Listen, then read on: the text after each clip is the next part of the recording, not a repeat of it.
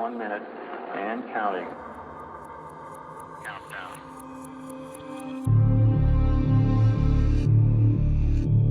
T-minus 50 seconds. As we pass the T-minus 50 second mark, the power transfer takes place. First stage, second stage, third stage. 40 seconds and counting. T-minus 37 seconds, and our count continues to go well. T-minus 30. T-minus 25 seconds and counting. T-minus 20 seconds. T-minus 20 seconds and counting. 17 seconds and counting. 15, 14, 12, 11, 10, 9, 8. Ignition sequence start. 5, 4, 3, 2, 1.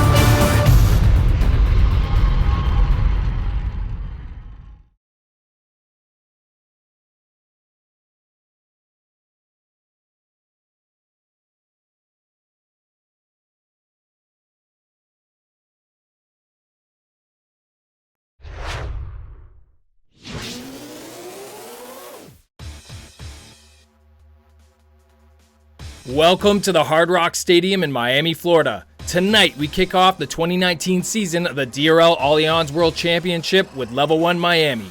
12 elite pilots from around the world assembled tonight to take their first shot at a level win in the hunt to become the 2019 DRL Allianz World Champion.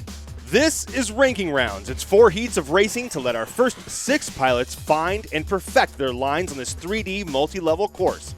I'm Tony Niddle, here with Travis Daly, and tonight we bring you 3 non-stop hours of professional drone racing. Semi-finals will stream here in just 30 minutes, but first up, let's meet our 6 ranking round pilots. Gab 707 was 3rd in the 2018 season and has stood on the podium more than any other pilot. He's in yellow. Rookie Fluxy earned his spot in DRL by winning the 2019 Swatch DRL Sim Esports Tournament. He's going to be in red and white. 19-year-old rookie Vanover has a lot of hype coming into the season. He's won a couple of national championships already. He'll be in the Disco Drone. Moda earned his spot in the DRL by beating out the top 10 pilots from China in the 2019 Allianz DRL China Invitational. Shaggy from the Netherlands kicks off his 2nd season flying the Orange Drone. And Rafa is our oldest rookie and pilot this year. The Brazilian has competed in a couple of DRL races in the past, but this is his first full season. DRL Tech Ops are the real backbone of DRL. They function a lot like a pit crew, building and maintaining a fleet of 600 drones out of DRL's offices in New York City, then traveling with them to each and every race. Let's take a look at those colors, too. We got Gab 707 in yellow. Fluxy is in the red and white drone. Vanover is going to be in the Disco Drone. Moda in lime green. Shaggy in orange. And Rafa in the yellow and blue drone. It's going to be awesome. You'll know which one Vanover is. You'll see that Disco Drone going nuts out there. It's a pretty wild-looking drone. And here we are, about to start off ranking round heat number 1. 5, 4. All 6 off the podiums and down the initial straightaway. Looks like Gab 707 doing a great job jumping to the front of the pack and holding on to it, especially as it goes through turn 1. Yeah, it's Gab, Vanover, and Fluxy 1, 2, 3 coming in through the Pentagon gate.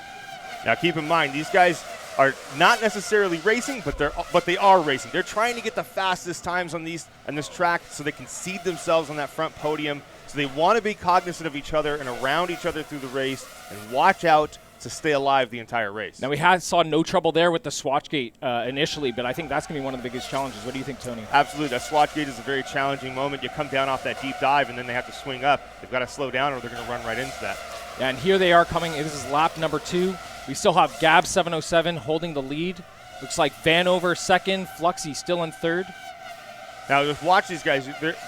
And in this moment, they're not trying to push it to get ahead of the group. They're trying to be smooth and efficient to get a good lap time on the track. Again, the whole idea is to get themselves on a better podium position going into the semifinals later on.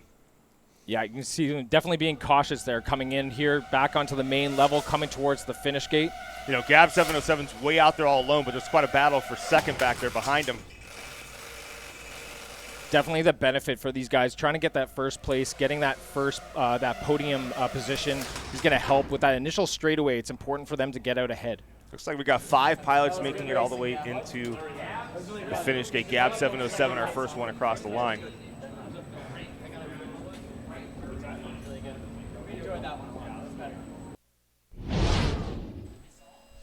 And here's that replay.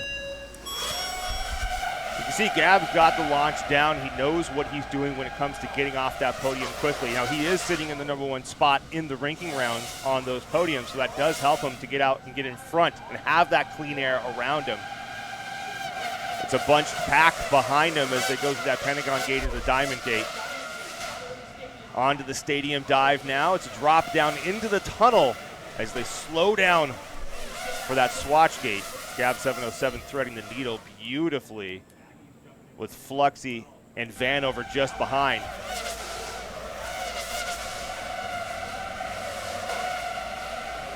Still have 5 pilots in the air at this time. Yeah, it was Moda that went down in the stadium dive. Gab 707 still in the lead. Vanover just behind him. Fluxy with a little wobble as he came around that helix and dropping into that square gate. You can see that slowed him down a little bit. He's starting to separate from Vanover. Gab 707 through the swatch gate, beautifully done. And he'll regroup on the next level. Onto that final turn. Gab brings it in for first. What a great run by him. He was super smooth and consistent that entire time. Beautifully done. We're going to go on board Shaggy's GoPro. Now this is his view from the race, is what he sees. Going into that helix climb. A slight wobble as he comes around to that green square gate. And a smooth run down that straight. Now Shaggy can only see in front of him. He cannot see on the sides of him. He can't see behind him. He doesn't know how close a pilot may be behind him unless he makes a sharp turn and can see back there. But his camera only points forward on his drone. He cannot see behind him at all. You can see here in the ranking rounds, definitely like learning the lines, improving their lines. They're not pushing it that aggressively here, trying to necessarily win the race. It can be an advantage for them to push it, but it's also important for them to take this time to really learn the course. Absolutely. I mean, this is the moment to do it. I mean, we are trying to go faster. These guys want to put a good time on the board, obviously, but they can't put a good time on the board if they push it beyond their limits and cause themselves to crash. Unforced errors are a big thing in drone racing. You can't push it beyond what you can, hold this drone in the air capable of. You gotta take your time. You've got to play the lines just right. You've got to focus and have that solid mental attitude or fortitude to bring yourselves through that course without an issue. Gab, you made your critical pass on the stadium dive. How far ahead did you plan that move? Honestly, I wasn't really planning at that point. I was just going as hard as I could at that moment. So I'm glad it worked out. These are the first heats that are really for keeps as we're fighting for ranking positions. So how high does the intensity go from the previous rounds? It's going to go way up. Like right now, to be honest, this is the first heat of the season, the first competitive heat. So this is a big deal for us because, it's about keeping your calm, making sure we're still here. Okay, I still know how to fly. We're good. So it was very critical to get a good finish on this first one. But yeah, it's only going to get more intense from now on. All right, you're off to a good start. We can't wait to see the intensity go through the roof. Thank you. Yeah, thanks. DRL Tech Ops are the real backbone of DRL. They function a lot like a pit crew, building and maintaining a fleet of 600 drones out of DRL's offices in New York City, then traveling with them to each and every race. This Tech Ops team is responsible for ensuring that there are 6 fresh, identical Racer4 drones on the line at the start of each new heat. They prep, hover test, and pressure test every single drone one by one to ensure the Racer4s will fly exactly the same. Now Gab 77 holding the consistent lead that entire last race. I'm interested to see from Vanover if he's going to start pushing it from here. I don't know. What do you think, Tony? You think he's going to start diving in? He definitely has the potential to take over Gab. Yeah, I think so. I think, Vanover is feeling out the course. He's feeling out this whole thing. We're going to see some improvement here. And we are ranking round Heat 2. Off the launch, all down the straightaway on the main floor, up to the helix climb. It's Gab 707 in first, followed by Vanover. Ooh, nice pass from Fluxy as he pushes ahead of Vanover. Vanover gaining on him. Looks like he's going to try to go for the pass. Gab still holding that lead. Vanover's pushed ahead now. He did not like Fluxy getting in his face. He's pushed ahead. Look at Gab 707 still holding on. Coming to the swatch gate. Gab almost looked like he clipped. Gab still holding lead. Come back to the main floor. Vanover in second. Contact, but it's Gab and Vanover still in the front. Look at Vanover trying to take the inside line on these turns to see if he can creep up on Gab 707. Watch him through these turns. Oh, he cuts that corner nice and tight. Up to the top floor. Vanover gaining on Gab 707, coming through the Pentagon gate. He's reeling him in.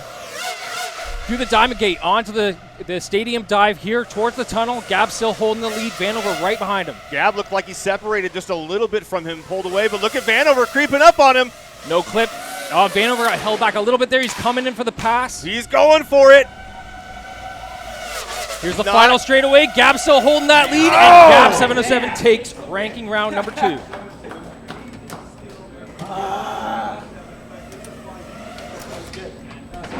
All controls down. That was good.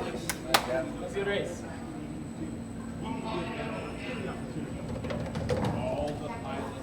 Even, and that's his happiest right there. We don't get a whole lot of emotion out of Gab 7. He's a very content pilot. Really good. I was like, from a formation standpoint, it was like perfect formation the entire time. If you had just made that bobble a little bit more of a bobble, I think I could have made. I took the swatch.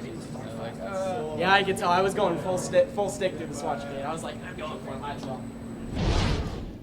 Gab 707 mentioned that he was taking that swatch gate a little slower. That was a smart strategy to stay in the air and not risk the crash, but you can see that allowed Vanover to catch up to him. You'll see it again here in the replay. Yeah, and same order from heat number 1. We had Gab 707, Vanover, and Fluxy in third. I'm interested to see what happened to Fluxy in that race. Yeah, so Fluxy actually makes a pass at one point, and then Vanover takes it right back from him. He did not like Fluxy in front of him. You could tell he was comfortable with the distance he had between him and Gab 707, and his goal was to work that distance less and less and get closer and closer to Gab to strike and make that pass. But he was smart to not try and be too aggressive with that. You can see both of them are almost flying the same line as they go through that helix climb onto the straights. They both know by now the best course of action to take on this track. You can see both of them dropping in really tight to that edge on that stadium dive and almost hitting that swatch gate. Yeah, Vanover holding back there on that swatch gate. Little wobble from Gab. That allowed Vanover to close the distance. You can see him, but that wobble was not enough for Vanover to close it all the way and make that pass. Let's go on board with Gab 707 on that run. You can see a slight wobble off the start, but he picks up speed very quickly as he goes into the helix climb. And a beautiful transition around that turn. It's definitely an area to take up ground, like coming up that helix climb, but definitely some room for error there with a lot of concrete. Absolutely. It's not a forgiving location. You do have to be careful as you go through there. You can see Gab slows down right here as he goes to that swatch gate. That's a troubled gate. It's a very difficult obstacle to go through. So he wants to slow down to make sure he threads that needle through that opening hole. It's only an 8-foot opening, but when you're flying a drone, man, it feels like you're literally threading a needle. It just feels tiny. Yeah, and all steel, it's unforgiving, that's for sure. Exactly. You hit that, you're not getting those scratches out. Gab looking really smooth on these straights, taking the turns patiently. It doesn't feel as if he's flying erratic or uncomfortable. He seems calm. You can see he really slows down on that one. That's going to be an area for people to make passes. I think people are holding back. They know it's unforgiving. If people are willing to take the risk, they can make up some ground coming through the tunnel up to that swatch gate. Absolutely. Beautiful run from Gab 707.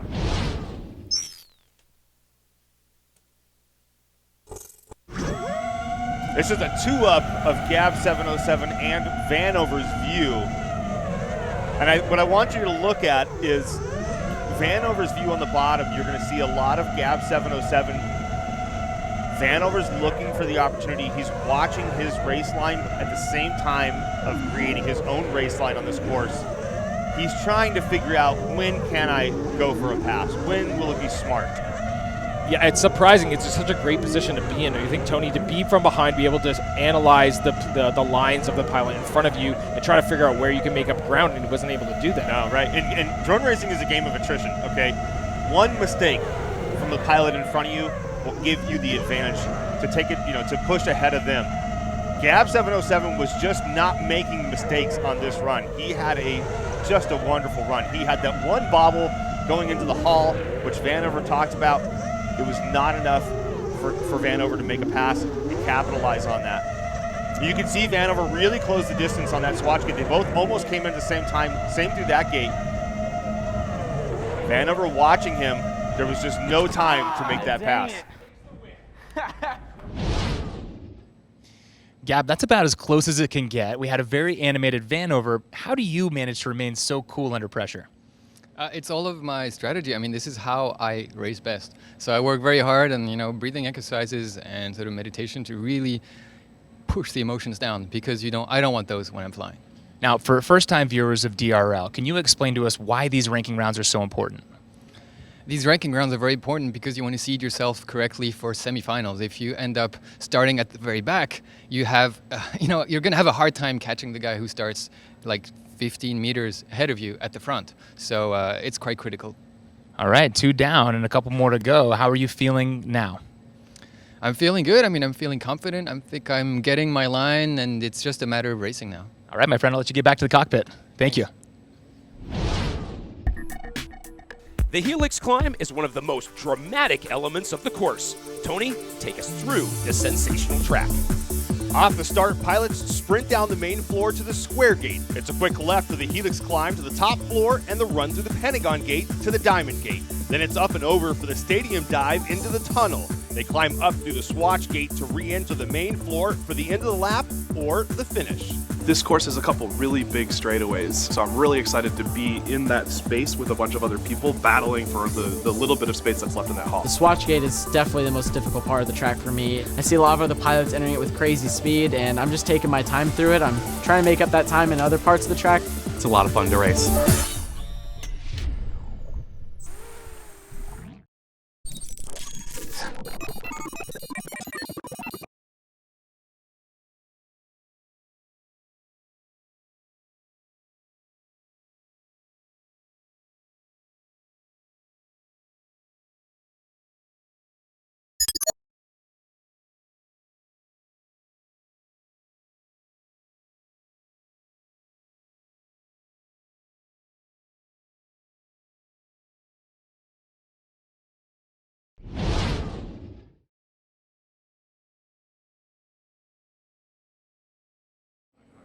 Goggles down, controllers up. 10, 9, 8, 7, 6, 5, 4. This is ranking round Heat 3. And they're off down the first straightaway. Rafa's view from behind the pack as they go through the Helix gate. Slight wobble from him, but he stays on course. Gab 707 again with the lead. Vanover just behind. It looks like Fluxy and Shaggy battling it out for third. Quite the bunched up pack back there at the rear. Gab 707 though, clean air all around. He's out. I was wondering gate. when he was going to give Vanover the opportunity to pass. Vanover holding out in the first place right now, coming into lap number 2. Well, he just did exactly that. Oh, Rafa getting close. Look at Vanover, that disco drone. At the Helix climb, it's Vanover and Fluxy and Shaggy battling it out in second place. Look at the rest of the pack bobbling up and down. Vanover extremely smooth on that straight. He's got this right now. Fluxy not finishing that last one. Here he is coming in second place through the tunnel. Vanover still holding a strong lead coming through the Swatch gate. Oh, and Fluxy clips again. Shaggy moves ahead though. Fluxy still managing to hold in the air. Vanover here in first of the final straightaway, coming to the finish. Vanover takes heat number 3. Looks like that was real close. I couldn't tell who came in, whether that was Shaggy or Fluxy, but man, that was close. Vanover though. It was so beautiful. It was so beautiful. Follow me. It was so beautiful. All right, first DRL win. 10 years in the making. All right. Finally, 10 years. Now there's some of Vanover's personality showing there. Yeah, exactly. A little bit of cockiness coming out. He got that win. It's what he wanted. Here's a replay of that heat. You can see Gab 707 in that yellow drone up in the lead, and that's Vanover, Fluxy just behind. Waiting for Gab 707 to make his mistake. You can see everyone's looking good so far, a little bunch up in the pack, but watch Gab 707 as he swings a little bit wide and then cuts that corner, smacks the lip, and ends up going down. Now that was an unforced error. Gab 707 going down. Like, Vanover's trying to catch him, but is Gab 707 going to let him? Is it going to take him to crash in order for Vanover to take the lead? You know, it looked like Gab 707 was just trying to take a slightly better angled line through that swatch gate. He talked about feeling confident from before. He had some good times on the board, so I think he was using this heat as his opportunity to slightly try a better line through the swatch gate. Unfortunately for him, it just didn't work out. He ended up clipping that edge and going for quite the tumble. Now Gab is quite calm and calculated. We have Vanover there taking that win, talking a little bit of smack there to Gab 707. Wonder if that's going to rattle him in heat number 4. Well, I mean, let's be real. Gab 707 got the first 2 heats ahead of him. He had a great time. Let's take a look at that GoPro. This will be on board with Vanover. You know, Gab 707's time was a 1:12.2 for heat number 2. Even though Vanover took the lead here and got the win on heat 3, he had a slightly slower time with a 1:13.1. Watch Vanover's view, though, as he drops into this tunnel and approaches that swatch gate.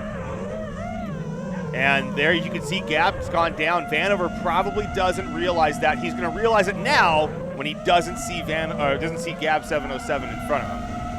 But you can see that it doesn't phase him at all. He doesn't get that into his head. He's here to race his line.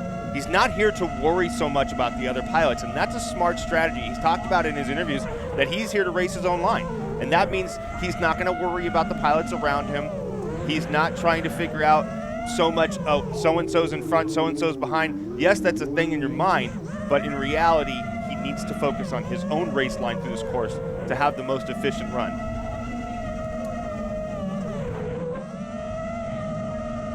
Yes.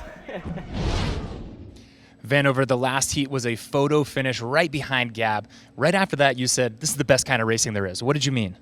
Well, it's so close. Like, it's all spec racing, right? So it's just all about pilot skill. And, man, it's really weird for me because I'm not used to trailing people like that. And then just to be right on someone and it be so close at the same time and just not being able to overtake, you'd think that'd sound bad, right? Like, frustrating. But for me, it's exciting because this is where I want to be. Like, this is the best type of drone racing, you know, where it's neck and neck the entire time and it's all about the pilot skill. Now, after your heat just now, you said, finally, it's been 10 years. Tell us what you meant. Well, I've been, flying drones in RC for 10 years now, and then DRL came around, and I really wanted to come here, and then to have I've always wanted to win in a DRL race. Obviously, the whole championship and everything and levels, but to have my first taste of what a win feels like, it was way better than I thought it was. I knew it would be good, but it was really, really energetic. Gab made a little mistake, and I just capitalized on it. I was pushing just a little bit harder, finally getting in the groove, comfortable with the radio and the quad and everything, so it's feeling good. There's a lot of expectations on you from other pilots, fans. What are your expectations for yourself? My expectations are to do well. I think I have shown that I can do well, and we're just going to go and see what I can do out there. All right, you ended the last interview. You did a little floss on the way out. Can we have that just to end this interview? I'm still young. All right, that's all you get. Good job. Thanks, sir. Appreciate it.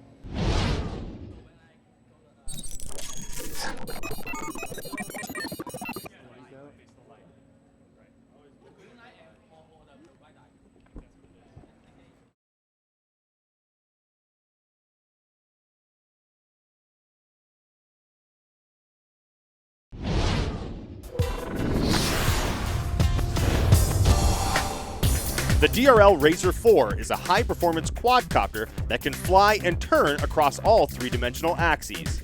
To hover, power is applied evenly to all 4 motors. 2 spin clockwise and 2 counterclockwise. To pitch forward across the lateral axis, power is increased in the rear 2 motors. This allows the drone to fly faster without climbing. To roll across the longitudinal axis, power is increased on one side.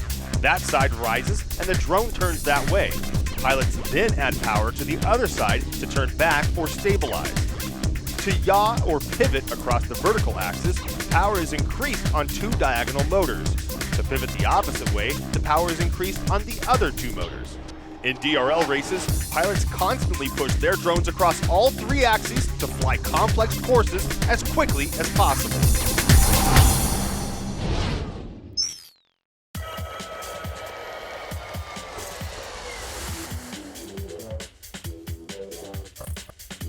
Let's take a look at those crashes. There's Gab 707 through the swatch gate. Oh.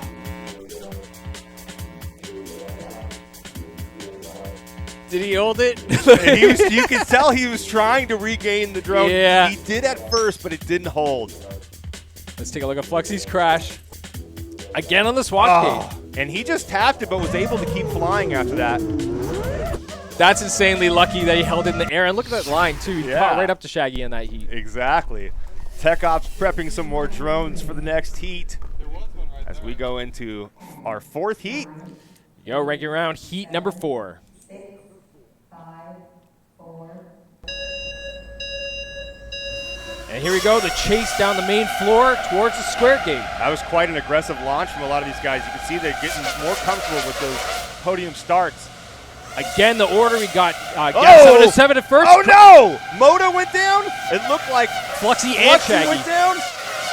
That's not good for them at all, but the fight in the front is still aggressive as all gets. Vanover and Gab. Yeah, Vanover holding that lead, coming through the swatch gate. He's clean and clear. We have Gab 707. They're coming back to the main floor.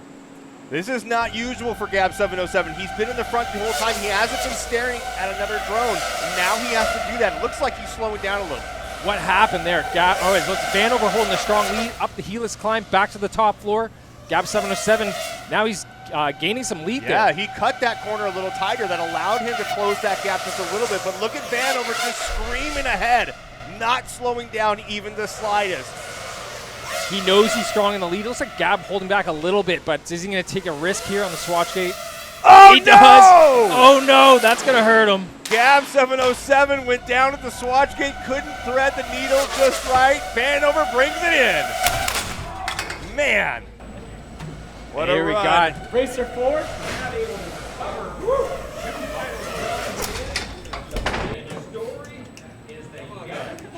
I like this track. I like it, dude. Freaking awesome, man. Oh, it's so cool. Hey, from Dude, I'm like so like anxious right now. It's so bad, man.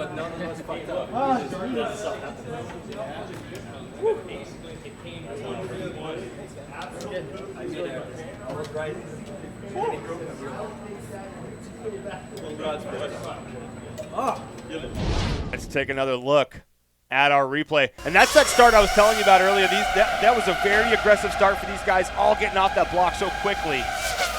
You can tell the comfort level is really creeping in. At this point, Gab 707 still holding that lead. It was Moda, Fluxy went down, Shaggy way in the back. Right at that point, that's where Vanover took that lead. That left Vanover, Gab 707, and Rafa in that blue and yellow drone in third back there. And you can see Gab with a little wobble as he approached the swatch gate. Vanover looking just beautiful as he come down that lane. I think seeing from lap number 2, we're going to see Gab 707 on that crash. I think he was also hesitating on that first one, a little wary of that swatch gate. Watch how much ground Vanover gains on this stadium dive. Up ahead, you'll see he really screams ahead. What happened there? Why was he so hesitant? Okay, watch right here. So Vanover really gained some ground here. You can see Gab swinging really high back there, but watch how they close the distance. You could tell Vanover slowed down tremendously, and that allowed Gab to catch up. Gab got excited, hit that gate. That mistake right there, you can see he was closing that distance. And we didn't get to see, but Gab obviously saved that crash. Here he is coming in with Rafa. Gab taking second, Rafa in third. Amazing job from Gab 707 to hit that and regain control and be able to still bring it in for second place. That's amazing. On board with Vanover in the disco drone from fourth position off the start as he picks these guys off one at a time. He's got a great line there through the helix climb. At this point, he's already in first place. This is unbelievable. This guy is an amazing pilot. He's very aggressive. He wants to go fast. He talks about being, if you're not first, you're last. He's all about speed. Big slowdown, though, as he approaches the swatch gate. That shows maturity in a pilot that you don't always see. Recognizing an area on the course that's difficult, that can be a threat, and realizing what you need to do to make that area effective. He slows down on there. He loses ground from that, but he quickly picks it back up as soon as he gets out of that. Definitely holding it strong there. He seems to know that he's way out ahead. He doesn't have much behind him. He is learning to maybe keep tighter lines. But again, coming to swatch gate, I want you to tell us about this strategy here and maybe an area for people to catch up here on the swatch gate. Yeah, he's really slowing down a lot on that. He doesn't want to make that mistake that other pilots are ended up making, is they push too hard in there. That's what I said earlier. He's a mature pilot in that sense, realizing a location that's difficult and changing what you do. Vanover, you're having a hard time even controlling your body right now. What's going on? It's really bad. It's like I haven't been this I don't want to say it's nervous. I think it's just adrenaline because it's, man, to win twice back to back and then just have 2 really clean races as well, just flying my pace. That's exactly what I wanted to come here and do, and had a really rough time in practice. And now I'm feeling the groove, feeling the quad out as well as the track, and it's some great blade-to-blade battles as well. I finally started to pull away out of the second lap, but it's really great. You mentioned the quad. After that race, you didn't even have words. You just said Racer4. Tell us about it. Well, I stole that from Duncan a little bit, actually, to be perfectly honest, but the quad is just feeling great, and again, in practice, it just felt really sloppy to me, and I think my rate profile is a little bit different, and I finally just overcame it, and now I'm really, really liking it, so it's what I'm going to keep using, and it just felt so good, the control and everything. It's really a challenge to fly a Racer4 on a track like this. I think until you actually do it, like I have, you don't understand it, and you can't nearly fully appreciate it. So to actually be able to fly the quad to its capabilities on this track it's amazing. Prior now, you said the goal was to beat these guys and beat them bad, like 15 seconds bad. How confident are you now that you can pull that off? I don't know about 15 seconds. It's a lot closer racing than that. I still think I can beat these guys. I just need to keep focusing on my race, making sure I'm flying smooth, consistent lines. Don't worry if people are getting out in front of me, and I think I'll be good. Thanks for the show so far. Get back in that cockpit. Thank you so much.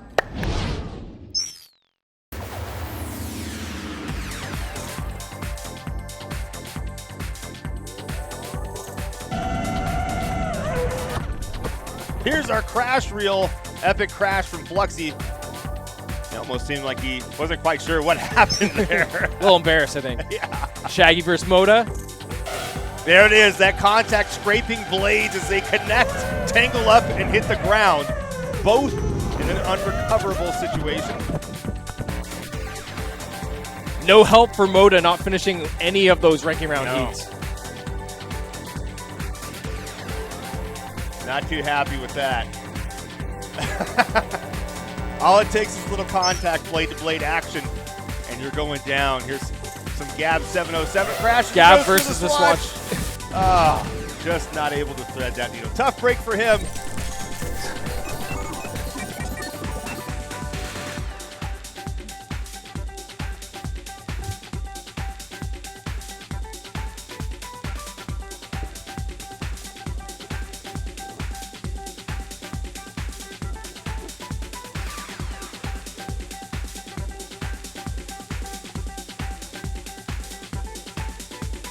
The countdown to Level 1 semifinals starts right now. But first, some freestyle from OG DRL World Champ Jet, facing off with a BMW Roadster, the official safety car of Formula E.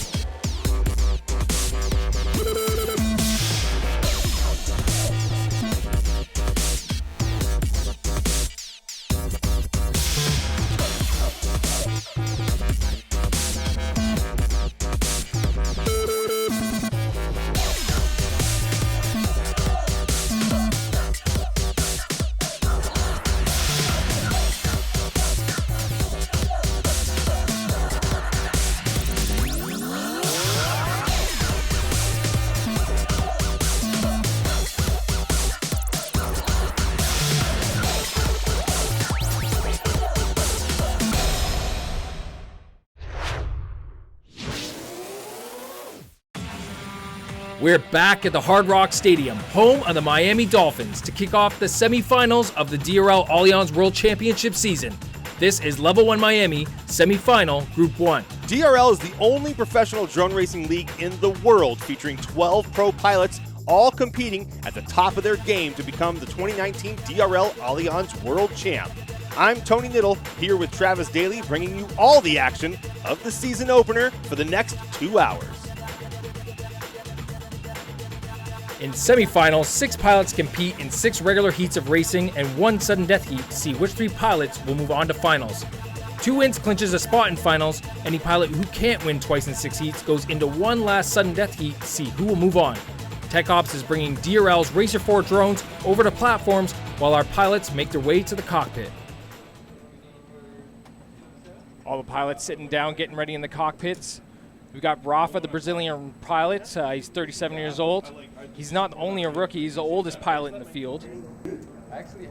Gab 707 has stood on the podium more than any other pilot in DRL. And reigning world champ, Nurk in there in green sitting next to him. There's Fluxy, another rookie. He won the spot on the DRL Sim tryouts. Beat 1,000 hopefuls to get where he is today. Pretty amazing. And Nub in purple, he was amazing performance in the 2018 season. Back again to show us what he's made of. Nub coming out fierce. He's got a statement to be made. He's talked a lot about how he loves to go fast. That guy, all he wants to do is push and push and push.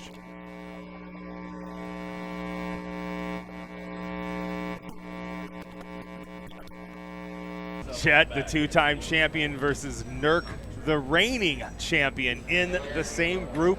This should be interesting. Let's take a look again at those colors. We got Gab 707. He'll be in the yellow drone. Nurk in green. Jet, the 2-time champ, in red. Fluxy in the white and red drone. Rafa will be in yellow and blue. And Nub in purple. 15 seconds to race. The countdown before our first heat. Here we are, semifinal 1, heat 1. 4. And the launch down the straightaway. Oh, Nurk with a little wobble as he gets close to the ground. It's Gab, Jet, Nurk in 1, 2, 3 on the top floor. Oh, Jet goes wide. Look at Gab 707, that yellow drone just screaming along. Into the stadium dive. Looks like Gab went down. Clip there. We got Nurk in front coming into the hallway. Nurk looking fierce, especially after that save and that wobble from early on. Nurk clean and clear. First place coming back to the main floor. Nurk holding really steady on that straight, but take a look at. Oh, he went down. He's gone. Now Nub, like that. Nub and Jet coming into lap number 2. Up the helix climb. Nub all alone out front with nothing but clean air. He doesn't realize how close behind Jet is.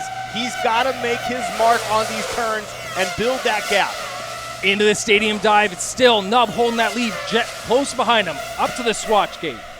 Jet with a little wobble back there that slows him down. Oh, no! Nub, he hangs on to it, but it looks like Jet is going to pass him coming to the final stretch. What a save! And here we are coming to the final straightaway. Jet takes the win, followed by Nub. Oh, I just blew a huge lead. Thank you. You didn't have a huge lead. No, I was like, I was going to pass you over that no matter what. I think he may have just pushed a little too hard. Let's take a look at the replay from heat number 1. Watch Nurk in the green drone. Oh, skips the ground. Nice save to stay on track, though, as they head into that helix gate, or helix turn. Gab still holding that strong lead. At this point, he's got Nurk just behind him, followed by Nub. That's where he crashes out. Tough break for Gab 707 on that climb, and that opens the door for Nurk in green to jump to the front of the pack and hold on to that. Transition back up top, and you can see Nub just behind him looking for any opportunity to gain some ground. And then out of that turn, there goes Nurk. Down he goes, unable to get up. That gives Nub the lead with no one around. Jet realizing that he's right behind and he's got to make a move before the end of the track. Smart from him, though, to wait for the right opportunity. You can see on the drop, he starts to close that distance, pulls back just a little bit, hits that wobble before the swatch gate, and then Nub's big mistake allows Jet to come back around and make that pass. What are the chances of recovering like that? He was totally spinning out. That was insane for him to catch that, but fantastic job for Jet, waiting for the right opportunity to capitalize on that mistake and swing right on past him. Let's go into the GoPro replay.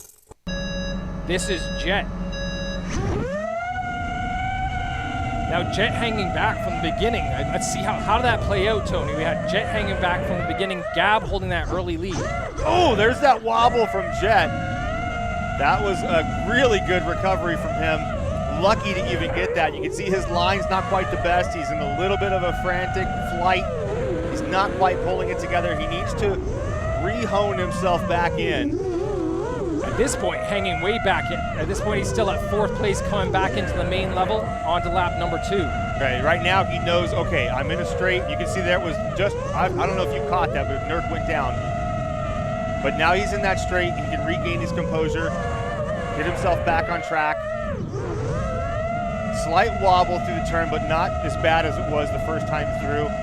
You can tell now he seems to be flying with a little more confidence. He knows what he has to do. He's got Nub in his sights.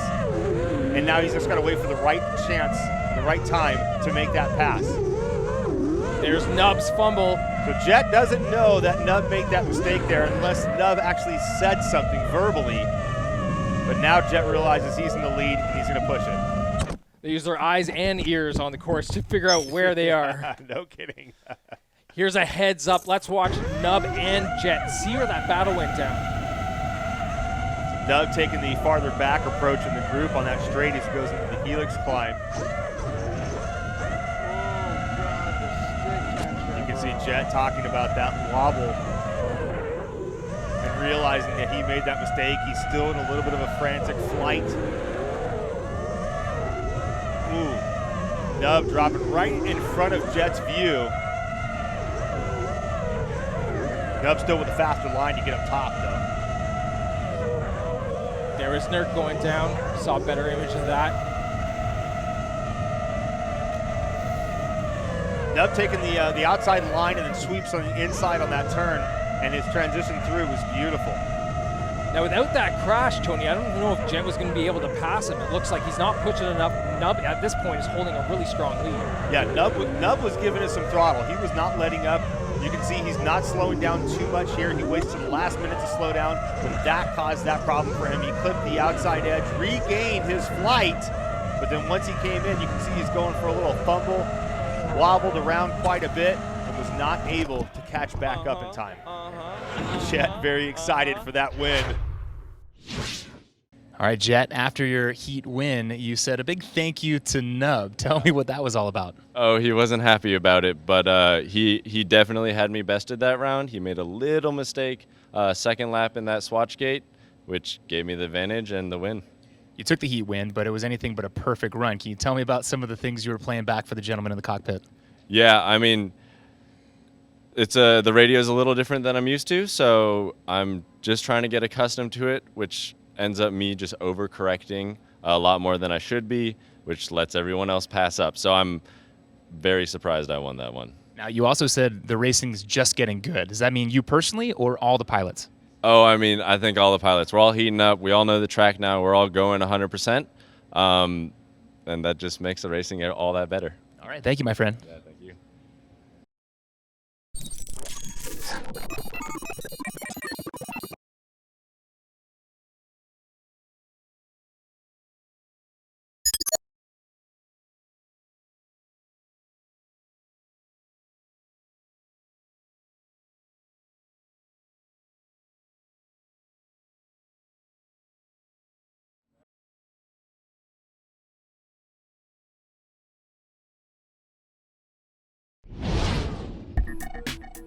The helix climb is one of the most dramatic elements of the course.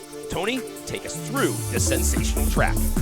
Off the start, pilots sprint down the main floor to the square gate. It's a quick left for the Helix climb to the top floor and the run through the Pentagon gate to the Diamond gate. Then it's up and over for the stadium dive into the tunnel. They climb up through the swatch gate to re-enter the main floor for the end of the lap or the finish. This course has a couple really big straightaways, so I'm really excited to be in that space with a bunch of other people battling for the little bit of space that's left in that hall. The swatch gate is definitely the most difficult part of the track for me. I see a lot of other pilots entering it with crazy speed, and I'm just taking my time through it. I'm trying to make up that time in other parts of the track. It's a lot of fun to race.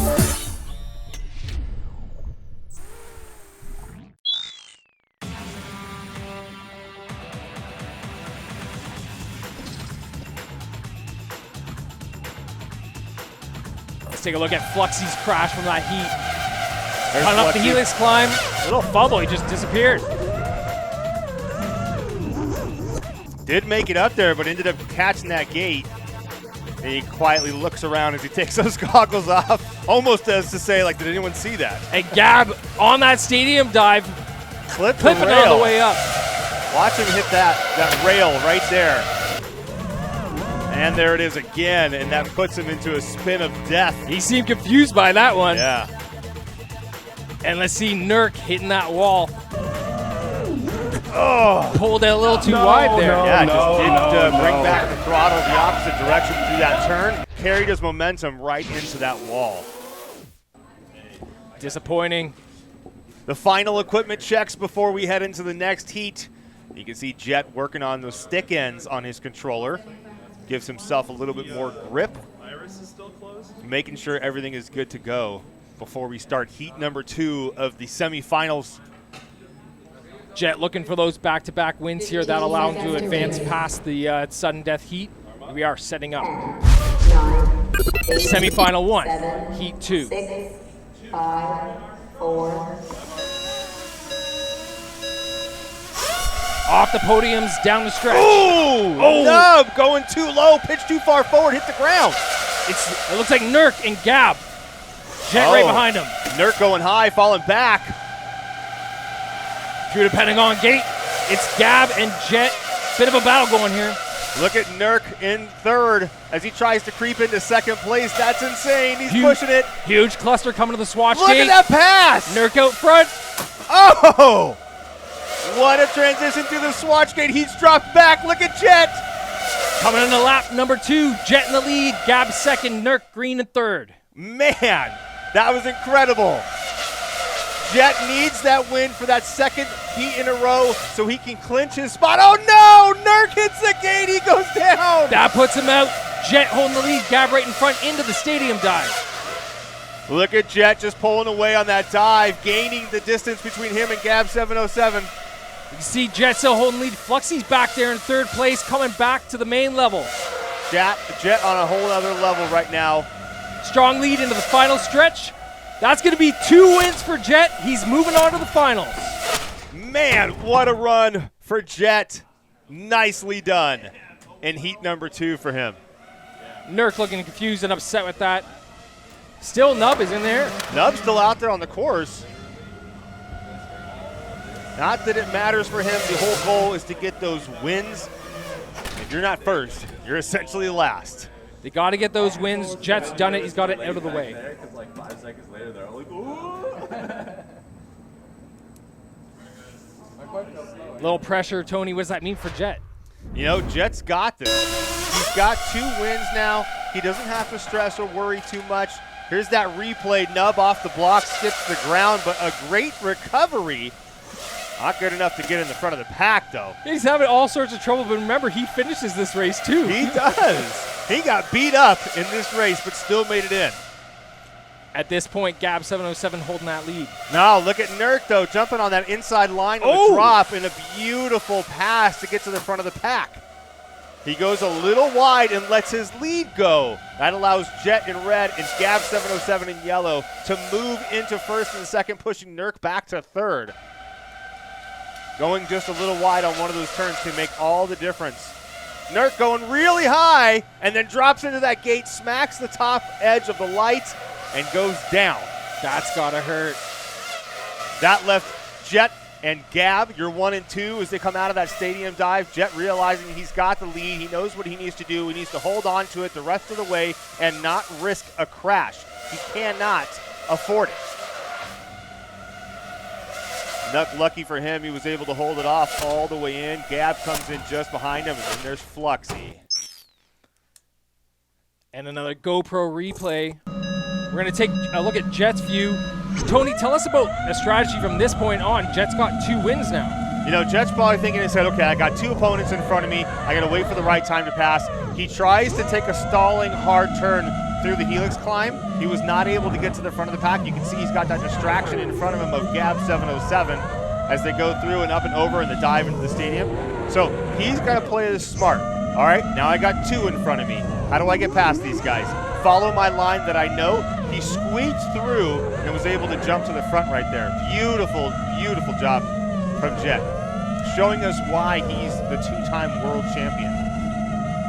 Now, what is it? It's that consistency. He's flying nice, smooth lines. What is that as a strategy? As you know, he needs to have those wins, but he has been hanging back, waiting for the right opportunities. Well, you know, it's playing smart. That's what comes from being a veteran in the sport. You gain that wisdom the more and more you do this, and you realize how these drones work, how these courses work, when you can and can't make those maneuvers and push. Again, unforced errors are huge in drone racing. The last thing he wants to do is create his own unforced error. Grounds that final turn into the finish to take that win. And let's go to Rory's with Jet now. Jet, with 2 heat wins, you are the first pilot to clinch a spot in the final. So how you feeling? Oh, I feel great. That's exactly what I want.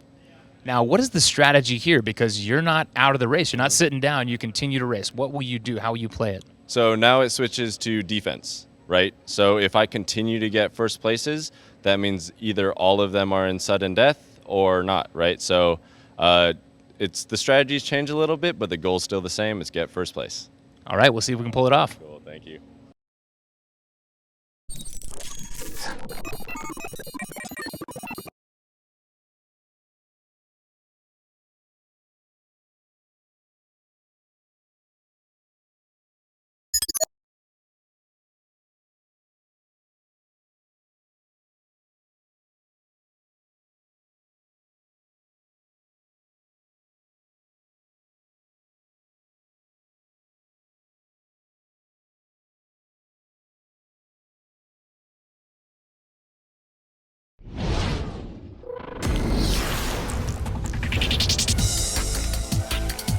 To me, the swatch gate is one of the hardest elements that we have in DRL, especially when we're going up it. It is absolutely terrifying. You have a drone that weighs a kilogram going 80 miles an hour. You have to somehow hit this 8-foot gap as you're leaning back, staring at the sky, and it's incredibly difficult. The ascent through the swatch gate is the trickiest maneuver on the course. The precision and timing required to find the fastest line often makes the difference between winning and losing. Pilots need to scrub off speed after the stadium dive while staying as low as possible. They approach slightly north, pitching up with a slight roll left to pass through the gate. As soon as they pass the plane of the gate, they roll left hard while pitching up more, which aims them directly towards the next gate. They roll right and pitch down to accelerate without climbing. Any delays in the roll through the gate forces the pilot higher and wider, causing a longer line, which is slower. Mistiming the approach results in them crashing into the gate.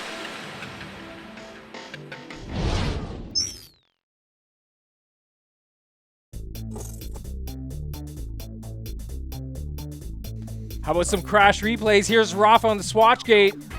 Oh, hits the gate and goes for a tumble. There He's got no idea where he is. Hit the Oh. palm trees. Looks like he finally got a straight line and then showed up at the other side of a pole. Oh, Nurk in the helix gate.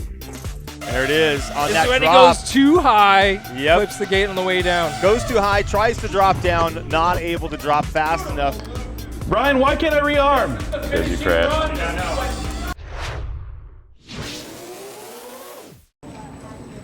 But I see what you mean about the prop wash gap. It gets pretty intense. I was behind behind both of you, and I'm just like, You I'm can in feel a the tornado. quad doing this. Oh yeah. No, it starts Which to makes sense. It starts to wander on the way off. And back with the colors. Gap 707 in yellow. Nurk in that green drone, Jet in red, Fluxy with the white and red drone, Rafa, blue and yellow, and Nub in purple.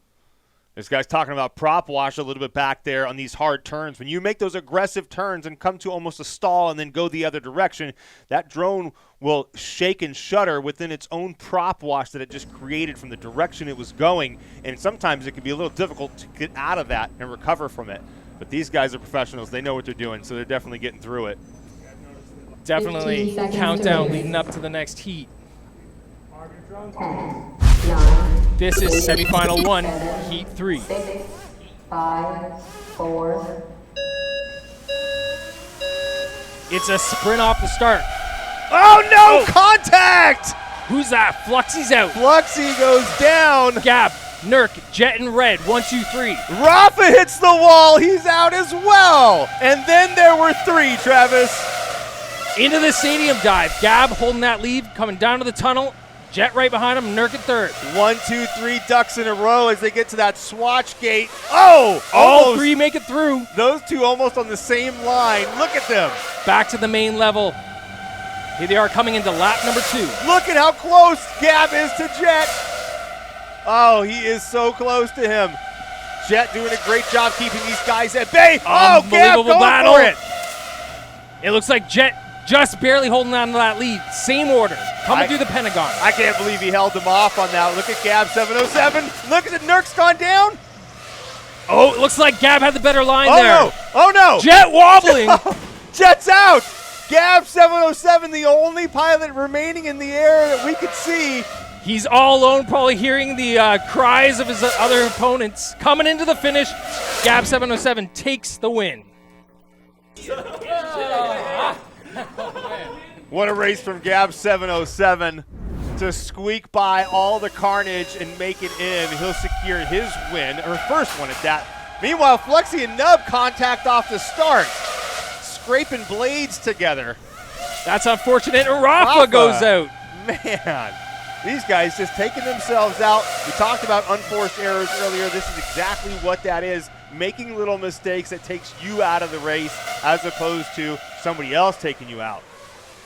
And then there were 3. Take a look at Jet and Gab 707, the red and the yellow drone, as these 2 are almost neck and neck through these turns. Gab 707 is looking for his opportunity to make a pass. He's playing it smart, waiting for the right time, and there it was. Goes for it. Unfortunately, it wasn't enough. Jet held him off. Gab 707 going a little higher. And then you can tell there, that's where Nurk ended up crashing out back there. We heard that. And Jet just fumbling there. Jet makes, as he drops into that tunnel, overcorrects his turn, corrects that turn, overcorrects that turn, and then crashes out. It was Gab 707 all alone all the way in. A 111.4 for Gab. That's a fantastic time for him. Let's see an FPV feed of that last heat. Here's Gab 707's view. Take notice when Gab gets Jet in his view, how he handles that. Strong launch from him here, way out in front at the beginning.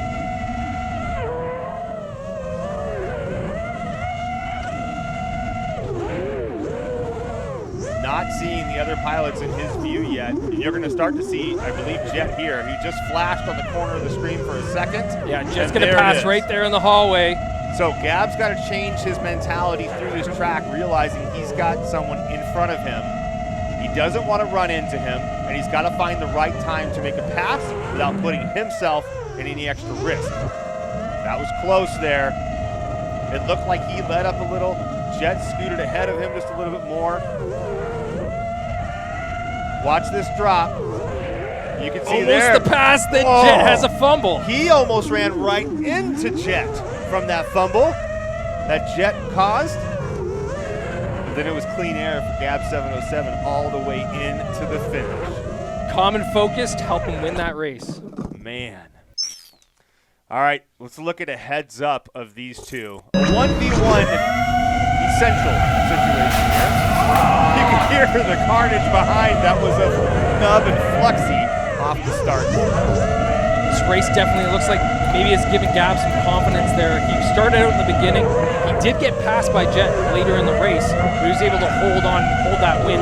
He's going to need one more win in order to automatically advance to the finals. Absolutely, that win's going to give him a lot of confidence going into the next heat, knowing that he needs to just get one more win to clinch his spot. He's getting, every time he runs this course, he gets a little bit more comfortable, a little bit more calm, a little smoother on the flight. At least that's the plan. And Gab back again for another year. He's a guy that knows he has a potential to take these wins. Tony, what do you think it means for him to come back and what he wants to prove to these guys, knowing he's got some bad beats? Yeah, he said in an interview that Derek got lucky last season, and he's here to make sure that he doesn't get lucky. I tried to. I couldn't do it. Yeah, with that crash. Not too worried about it, considering he's already got his 2 wins in there. Gab 707. Dude, that was from him to get that win. Gab, you've always got a zen-like calm around you, but after that one, you couldn't contain your smile and you let some emotions go. How did it feel to get your first heat win? It felt great to finish first. I really needed to beat Jet. Like, I saw him come by and I was like, oh no, it's on. And then we just went back and forth way too many times. I was just a bit too intense for me. Now they all look intense for me, but what stood about this race? It's just that I knew I really needed to win, and Jet was in front, and whatever I did, he was coming back every time. So I really needed to push very hard, and just keep it going this way. That would be good for me. I heard you mention a couple of mistakes that you want to correct. What do you need to do to get your next heat win and clinch a spot in the final? It's hard to say. I think my flying is more or less on point. It's more that, as soon as the heat turns up and as soon as we're racing each other, we tend to fly not as well. And yeah, you just got to keep it together. All right, we'll keep it together. We'll see you in the cockpit.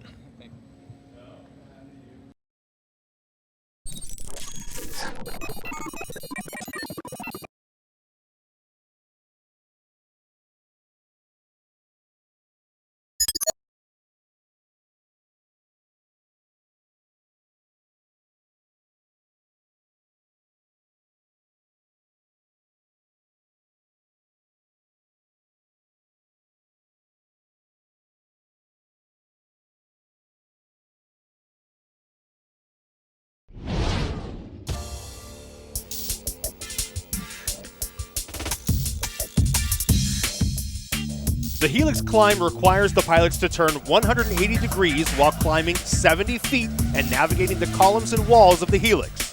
The fastest lines require extreme precision. Pilots approach the square gate a little south so they can begin the turn prior to the gate. They roll left through the gate and then pitch up aggressively between the columns of the Helix. To keep the line as short as possible, they pass to the right of the lip of the Helix, staying low. They roll right and pitch down to barely clear the top of the Helix, flying level. They roll right through the Helix gate and then roll left to resume straight flight down the top floor. Swinging wide into the Helix or climbing too high requires harsh corrections and a longer line, which are slower. Any mistiming of the Helix climb causes them to hit the wall or the gate.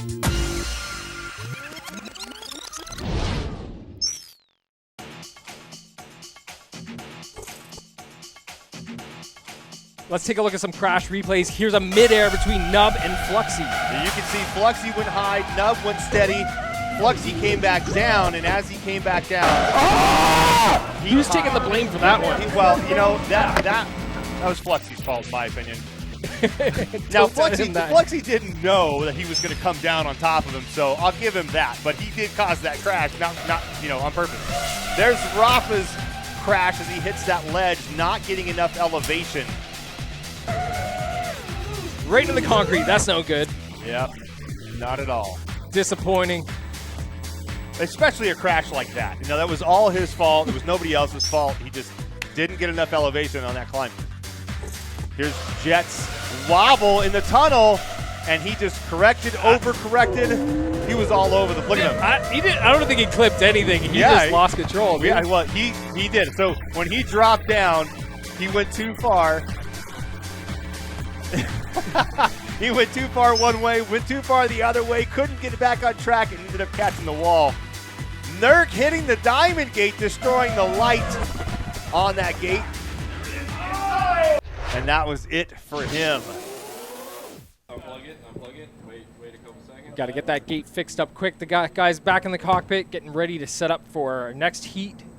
Look, we only got 2 more heats to go before the sudden death comes into play. 15 seconds to race. And there's not a lot of opportunities here to make it happen. 9, 8, Semi-final 1, heat 4. 5, 4. And off the launch, Gab 707 off the first block. Looks like he's holding the lead coming through the square gate. Up the helix climb. These guys are 1, 2, 3 in a row. Looks like the same battle again. Gab in the yellow coming through the diamond gate. Jet right behind him. Nurk in third. Nurk on the drop, but doesn't quite go as fast as he had in the past. Playing it a little smarter this time. Oh! Jet passes Gab at the swatch gate. Coming back to the main level. That's an aggressive pack. Gab hitting the gate. He went down. Oh no! Nurk out too. Looks Nurk's like up. Jet is all alone. I got Fluxy at the back of the hallway chasing after him. Fluxy is a ways back. He's got a lot of work to do if he wants to catch up to the 2-time champ. Jet all alone with clean air. Through the diamond gate into the stadium dive. He's coming through the tunnel. Jet looking smooth. No wobbles that time. Yeah. At the swatch gate. Realizing that this pack has thinned out a bit, you can tell he's slowing down just a tiny bit. He has most likely heard that some pilots have gone down. Smart for him to take his time to ensure he makes it in. Easy win. Jet takes 3 wins, and that heat number 4. My mind just blanks out of like. Oh, like you forget if you go straight or right, or yeah. I do the same thing. It looks like it's only a slight right. Little discussion there on which way to go and who is making the mistakes here. Here's our replay of that last heat. A lot of carnage in this heat. Let's take a look. Again, same leaders we got there. Gab, Jet, Nurk, 1, 2, 3. No problems so far. Everybody in line as they drop into the tunnel. Still have 6 up. That pass was so beautiful and so risky at the same time. That's where Nub went down. And then Gab clips the gate. Nurk tried to chase. He fumbles it down the hall. He's out. Nurk just made a foolish mistake in that hall. And that was it for him. Jet all alone out front. Fluxy, like we said, was back a little bit, but he's so far back, it's going to be really difficult for him to catch up with the amount of track that's left. Jet handling that drop really smoothly as he sets up for the swatch gate ascent. And a nice transition through up on the next level. He's just looking really good. Nice and clean and confident here. Yeah. An easy win for him, I guess you could say, towards the end there. Definitely the other pilots are not going to be happy about that win. 3 wins, that's going to make it even more difficult. Yeah, they don't want him to get any more wins. They need their own wins to try to get themselves in. Let's take a look. This is a new course record set by Jet, looking at his FPV feed. Jet placing a 1:10.6 in this run. That's a fantastic time. Jet with a little wobble, but regains his composure. As he comes open over and drop it down into that tunnel. Look at this pass. Doesn't slow down for that swatch gate. Takes it very aggressively, and it pays off for him. Typically, that's not a smart move. It's very risky, and the odds of crashing are pretty high, but it worked for the 2-time champ. That's definitely been a trouble spot for a lot of these pilots, and seeing Jet's confidence, like, you think that might help him in the long run? Yeah, Jet's got a really smooth flight. You can tell he's flying with a lot more confidence, especially already having secured those wins. He gets to have a stress-free run and use this as an opportunity to better his course, try new things if he wants to, figure out his problem areas and his strengths and what he needs to do to change things to make them better.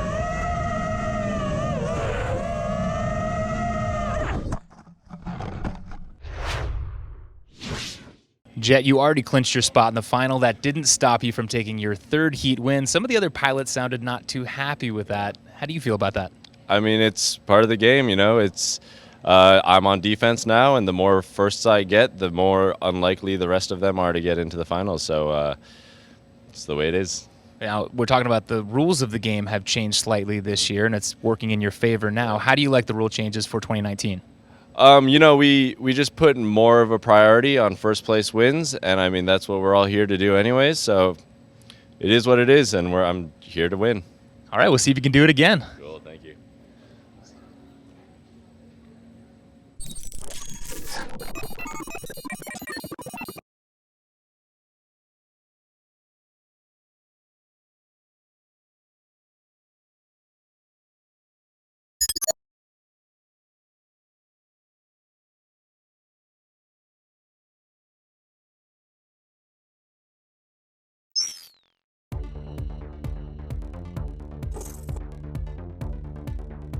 Let's take a look at some of those crashes. Here's Gab 707 as he clips the side of that gate going into that upper level and then hits the wall as if it wasn't bad enough. Here's his FPV of that. Clips and goes into that spin and then smacks the wall. Rafa again with a good friend of his, the Swatch Gate. Rafa just kicking the side of the Swatch Gate. You can see he didn't give enough throttle to pull out of that. Continued that momentum into the back ledge and went out. Here's a nerd crash. Taking this turn, looks like coming into lap number 2 towards that finish gate. It just looked like he just took that turn too sharp and then lost control of his visual of where he needed to go, and there was just nothing he could do about it. A sigh of relief from Jet as he waits for this next heat. Now, Jet has already clinched his spot. This is just a fun race for him. Our Tech Ops guys prepping the drones for the next heat. These guys are literally the backbone of DRL.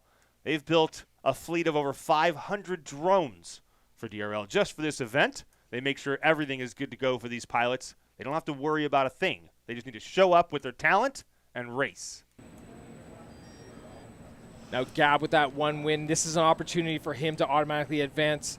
I have confidence in him. What do you think, Tony? I do too. I think he can make this happen. Okay, he's got one heat to go. He does handle that pressure sometimes pretty well. He knows what he needs to do. He just needs to show up and do it right now.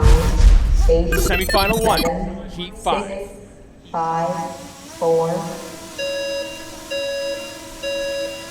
And the chase down the main hall towards the square gate. Ooh, Rafa going a little low, but saves it.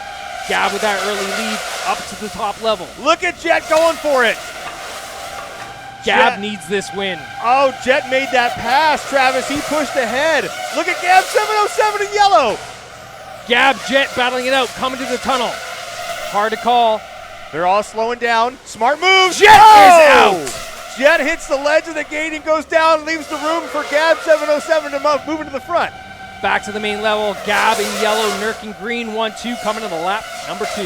Man, Nurk has to wait for the right opportunity now. It's his turn to play it safe and then strike when it counts, and he's in trouble. He needed that. That was his only opportunity. Now Gab through the Pentagon gate, then the Diamond gate. Well, it didn't matter for him anyway because he wasn't going to be able to get 2 in a row considering it was the last heat before then anyway. But Gab is the one who needs this. As long as he can stay in the air and get into that finish, he'll clinch his spot in the finals. And here's Gab taking that win. He's going to automatically advance to the finals, putting all other pilots in sudden death. That's right. Him and Jet will move ahead. Again, my lens started to go out of focus. That was my freaking propeller. Yeah, your propeller was fucked. Dude, coming up the helix, I just was like, I'm way too low. These guys discussing what happened in that last race. Let's take a look at that replay from heat number 5. All 6 of these guys up in the air with no problems. Look at Jet in red as he goes for that pass, and he does it. Pulls it off beautifully. He likes to take the inside line through the helix climb, and he's proven that he's got that down. Now Gab takes it right back as they come up and over and into the dive. But you can see this, they're slowing down. Jet slows down, doesn't give enough throttle, and hits that back edge just like so many pilots have done before. Just last heat, I was talking about Jet's confidence with the Swatch gate. Maybe a little too confident there. Yeah. You might want to dial it back a little bit. You jinxed him, Travis. That's what it was. At least that's what he'll probably say, right? Gab 707 in yellow now alone in this race. Nurk had some troubles back there. The rest of the pack's falling down. Gab's out there all alone in the front with clean air all around him. And he knows now he can take his time a little bit and get finished. He's got to finish the race, obviously. Even if all the other guys go down, he still has to finish that race. But, man, what a great run from him. That's going to make him feel good, automatically moving to the finals. No sudden death for him. That's right.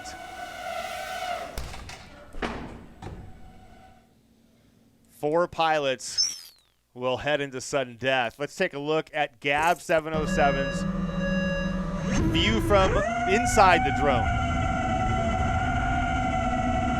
Solid straight from him as he goes into the helix climb. And that early podium position right at the front has really helped him get that early lead. But there we have Jet right in front. Jet with a great pass, though, coming through that helix, jump right in front of Gab 707's face. Gab taking it back and then losing it. Now here it is. He slows down and handles it beautifully. No longer is Jet in front of him. So he'll realize at this point that he's got the lead. And here's lap number 2. Looking smooth and consistent like he always does. It's a square gate and the helix climb up to the top level. Quick little snap of a get back in line as he goes up. And that big stadium dive. Definitely an area to make up some ground when you're in a battle. Yeah, it was a very aggressive pitch forward and dive. And a nice slowdown to get up through that swatch gate just enough. Gab 707 just is one smooth pilot. Feeling thankful for that clean air at the end, making sure he advances. Absolutely. Now, we're used to consistent flying from Gab 707, but looks like a whole new Gab 707 in the cockpit there, beating your chest. You said it was just to get in Nurk's head, but it's got to feel good after you clinch to kind of have that celebration. I feel so relieved. I don't know what happened in those few heats. I don't know. I felt the pressure. Maybe I'm pushing myself too hard. I'm putting too much pressure. But the other guys are really killing it. So it's been hard to be out in front. You really have to deserve it. I don't know what's going on. We've had a couple of races like that where you had clean air and all you had to do was sail home cleanly. So do you prefer that or do you prefer to be chasing? Honestly, I think most of the races I've won last year were more about clean air. It's about just being consistent and then just making sure the others make a mistake and then you go through. Here, I've always had to deserve it. Every time there was a battle, there was something going on, and you needed to prove yourself. What have you taken away from the semis that you'll incorporate into the finals? Aggressive behavior. You just need to be on it every single heat. And the finals is going to be harder because you just want to get yourself into golden heat, and then it's only golden heat that matters. So, I mean, winning heats I can do. So it's just about the right moment, the right time. All right, well, congratulations on earning your spot. We'll see you in the finals. Thanks.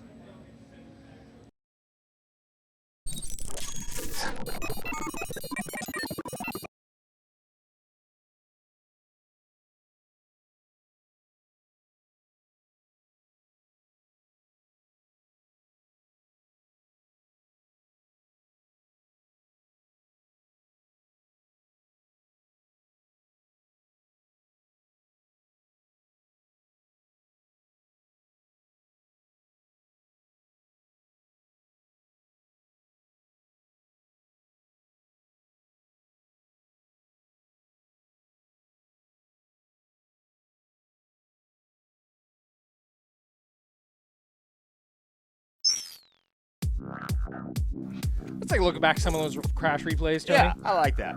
There's a DNF from Jet as he has trouble getting through that swatch gate. That was showing some confidence. He wasn't holding back. He actually seemed to throttle out in that one. Yeah, he didn't. I mean, he really didn't slow down. He came through pretty hot. Here's that near crash recovery. Uh-oh, little wobble. He was not high enough to get over the top of that ledge. Goes for a wobble, but saves it to get back on track. Seemed like he forgot where he was there. Yeah, he's having a hard time for some reason. Not seem to be flying his normal self. Here's Nub with a crash and a recovery. Oh, skips, goes over the gate, goes way up in the air, and then comes back around with a little wobble as he threads through that gate. Look at it right there. Flips, save. He does a fantastic That was job beautiful, yeah. saving the drone. I would have been disoriented. Yeah, that would have been it for me. Fluxy, here's another one for him. Same spot. Flips the edge as well, goes for a wobble, and gets back on track. Look at that, same spot as we saw Nurk and Nub hit that ledge. So these Racer 4s more durable, or what? How are they staying in the air? They really are. They got a slightly harder shell, and also the props are a little more tough. There's Nurk, our 2018 world champion. Brazilian rookie Rafa and rookie DRL Sim winner Fluxy. These guys stressing out, getting ready for this sudden death match. Also Nub and Purple. Yep. Drones are getting ready. Countdown to this sudden death. Nerves and tensions are high. 4 go in, 1 come out, Travis. Arm your drones, please. 10, 9, 8, 7, Semi-final 1, 6, sudden death. 5, 4. 4 launch off. Looks like Fluxy with the front of the pack. Ah, look at him out there. Nub now creeping ahead. Nub into wants first. this. Oh, he goes high, then hits the ground. He's out. Not gonna happen. Oh. Fluxy first to the Pentagon gate. Nurk and Green just behind Fluxy, looking for a chance to pass, trying to figure out where can I do this. The Swatch gate is a risky spot. Fluxy, Nurk. Oh, Nurk. Rafa hits the edge, it goes way out of line. Back to the main level. Here they are coming to lap number 2. Fluxy in first, Nurk in second. Fluxy going low, Nurk trying to creep up on him. He's closing the distance. Nurk is the returning champ. Fluxy's a rookie this year, holding that lead on him. Fluxy goes wide, Nurk goes sharp, but neither one of them were able to hold on to that position, and then out of nowhere, Fluxy gets in first. Nurk going for it. Oh, looks like he's got it. Only the winner of this moves on. Neck and neck into the Swatch gate. Oh no! Fluxy messes it up. Nurk all alone out front. He's got this. He's the only one left. Coming into the final stretch. Here's Nurk taking the win. And moving on to the finals. That he is. Held my breath there just in case. Like, eh. Oh my God. I got it. I was just like, Defending world champion. I did not want to not go to finals. That's the worst feeling in the world. Oh, thank goodness. Nurk's had a rough semifinals, and he finally makes it count when he needs it most, right there in the sudden death. Definitely the pressure of coming back as the returning champ. You have something to prove, a lot of pressure, a lot of eyes on you. Absolutely. So I'm sure he's grateful to get in there. He's got to get warmed up. There was that big mistake from Nub as he crashes into that gate out of the Helix climb. That left 3 in the air. Fluxy in that red-white drone in the lead. Nurk just behind him. Rafa in third as they approach the Swatch gate. And there's Rafa's mistake, clips the inside edge. He's having some real trouble with that Swatch gate. Goes flying way in the air. And it looked like he saved it, but I don't think he was able to get back on track after that. Then it was the battle between Fluxy and Nurk. Look at that. Trading places, but staying in the same order. Seems like he's looking for opportunities to pass. It's a tough one. He knows he's got to win this. Look at Nurk looking for his chance to pass, tries to get it on the dive, and makes it happen. Fluxy now a little disoriented from seeing Nurk jump in front of him. He almost hits the side of that thing and goes down. And that was it for him. Could that be a little pressure of the competition? Fluxy seeing Nurk just jump right ahead of him that last minute and threw him off maybe? Absolutely. Absolutely. Let's go on board with Nurk's FPV in that sudden death heat.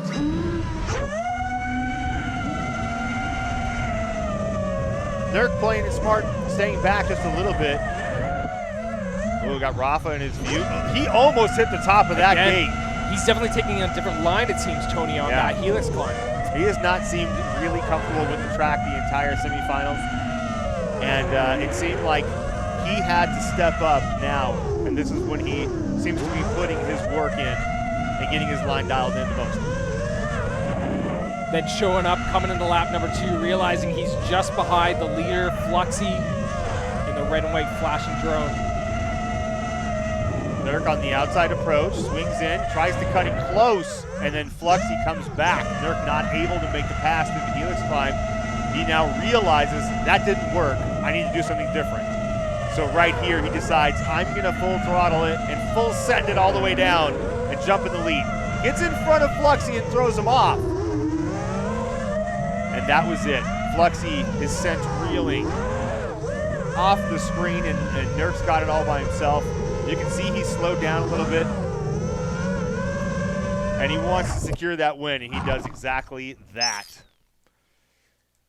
Go back with that 2-up. Nurk definitely seeing some lines myself that seem to actually get into that final round here, especially on that Helix climb. Not the most efficient. No, I think here's the problem. You cut it short. You have that straight up launch out of that Helix climb. You got to stop that there. Because it's completely over and drop the other direction, and that can throw you off. There's nothing. The sweeping maneuver that you have to do is hard, and you stay consistently on the clock. That can help. Trying to cut that short. When it's only the wins that count, these guys are going to have to take some kind of risk at certain times. Obviously, play it safe, take those risks, and get it over. All right, now pay attention on the drop down. Nurk is going to jump right in front of Fluxy. There it is. And that throws Fluxy off a little bit. He tries to go a little faster. Goes too fast. Fluxy not happy about that. He had it in his grasp. He could have been the one going into the final. He made that mistake. He gave it to Nurk. Let's pass it over to Rory with the winner.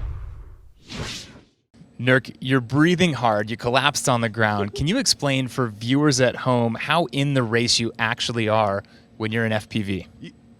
You'd think that, you know, just guys kind of sitting in chairs and sweating and not doing anything would not be an exertion. Yeah. But when you're pulling all of the focus that you have in your head and just like trying to jam it all into that one intense moment, like it's rough. Not just emotionally, but also physically draining. Yeah, absolutely. I am so glad I'm done racing for the night. I'm gonna go collapse on a couch. I'm not gonna fall asleep because I'm gonna watch the second group of semifinals, but oh man, I am relieved beyond belief to just be done and to be into finals. It was you and Fluxy there towards the end of the sudden death. You guys have actually done some training together, so how familiar was that scenario? I actually thought about that during the race. I was like, it's me and Fluxy, like, because we, like, a couple of weeks ago, or last week actually, we were flying together and racing together. I was like, I can get him. I know I can get him. And luckily he made a little bit of a mistake because I was having a hard time finding any ground, but oh man, it was a good battle. You got into the final, but it took all the way until that sudden death heat. What will you change for the final to ensure your success? You know, I'm hoping that I don't know, honestly. Like the battles between Jed and Gab up front were epic, and I was like just right behind them, watching them go away the whole time. Like so I'm hoping that adding Van over and whoever else makes it through the finals to the mix will be enough to kind of make them make some mistakes, and I kind of sneak in some wins and then eventually go for the title. So, all right, congratulations on your berth in the final, and we'll see you there. Thank you so much. And after that, Jet in first, Gab in second, and Nurk in third. They are all advancing on to the finals. Fluxy, Rafa, and Nub. This will be the end of it for them. Unfortunately, they will not be moving on. But Gab, Jet, and Nurk have to be pretty excited about that. What better way to celebrate than some crashes? Let's take a look at one of Nub's crashes when he smacked into that wall. Boom! Right there. Here he is from his FPV view. Tries to regain. Oh, did he get clipped? It there? almost looked like he might have gotten hit, but I think he just hit that ledge. He just caught the edge of it. He is not happy about that. That guy doesn't care about showing his emotions. Yeah, well, he normally doesn't do that, but he was pissed, obviously, about that one. Here's Rafa as he catches the inside edge of the swatch gate. Didn't pull back enough and didn't give it enough throttle to squeak through the inside hole that is of the swatch gate. Caught that outer lip. Oh, the story between Rafa and that swatch gate is heartbreaking. Oh, it really is. They've been connecting all night long. Fluxy. There he is, that red and white drone having trouble getting to the swatch gate. Nurk getting in his view. And you can see he had a lot of momentum earlier in that tunnel. He pushed ahead a little harder and gave it some more juice. and it was just a little too much. That wraps semifinal Group 1. Who will join Jet, Gab, and Nurk in the finals? Semifinal 2, featuring 6 brand new pro pilots, is just 4 minutes away.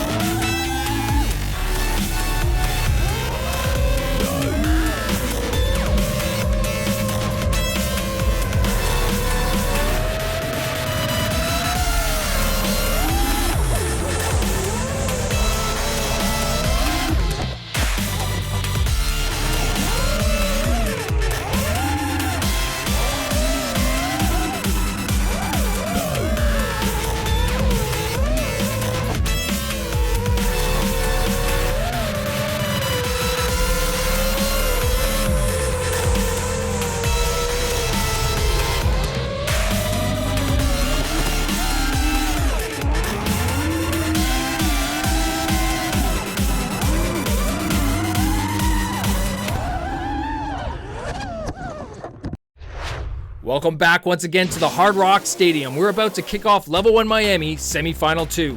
6 more DRL Pro pilots will take their best shot at this epic 3D course, but only 3 can move on to finals. That's right, Travis. Semifinals is all about 2 wins and you're in. Pilots have 6 regular heats of racing to win twice and clinch their rightful spot in the finals. Any pilot who can't win twice in 6 heats goes straight to sudden death. I'm Tony Niddle, here with Travis Daly, bringing you all the action tonight from this semifinal 2 straight into finals. DRL Tech Ops are performing final checks on DRL's fleet of Racer4 drones while our pilots make their way to the cockpit.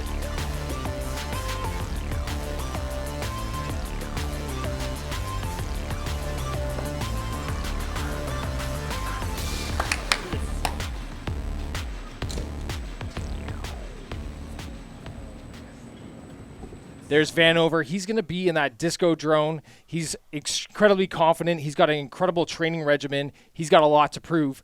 There's McStrawley, again, coming back. He'll be in blue. He'll be working his way. We'll see what he can bring. And our buddy Wild Willie. There he is, trying to prove himself back again for another season. Duncan, he'll be flying the white drone, our Frenchman, back again. Shaggy in the orange drone from the Netherlands. Moda will be flying the green drone. Got himself a seat in DRL from winning that China Invitational. Let's take a look again. There's our lineup. Vanover in the disco drone. We got McStrawley in blue. Wild Willie will be in the pink drone. Duncan in white. Shaggy in orange. And in the lime green drone, it's Moda. Moda. Watch out for these guys. A fierce group of pilots. Now just 15 seconds countdown till our first heat. The drones are ready. The pilots are ready. Here we go. 9, 8, Semi-final 2, 6, heat 1. 5, 4. Off the blocks, down the first stretch. Look at Duncan in white up there in the lead already. Vanover going for it. Vanover now. Looks like he's in the lead. We got Vanover, Duncan, McStrawley, and Wild Willie there back of the pack. Just to recap, that's Vanover, and that disco drone is flashing like a dragonfly from hell on the drop to the stadium and approaching the swatch gate. The flashing disco drone, and we got Duncan and that white drone neck and neck. McStrawley going down there. Duncan not letting go of this front position. And look at Vanover pushing for it, trying to take the inside, unable to do so. Wild Willie's still in the mix as well. Coming up lap number 2, up the helix climb. We have a battle, 1, 2, 3. These guys got to play it smart and wait for the right chance to pass. Don't create the unforced error and crash yourself out of the race. Duncan with some confidence, but he's got a battle going. Vanover Look right at on his Vanover. tail. He's going for it, but he always slows down at the swatch gate. Wow, well, out of the mix. Vanover with a bubble. Oh, that's Duncan out. Duncan goes down. Vanover all alone out front. Vanover in the final stretch, coming in to take heat 1. Oh, man, oh, man. Yeah, Duncan! Duncan trying to get back in the mix.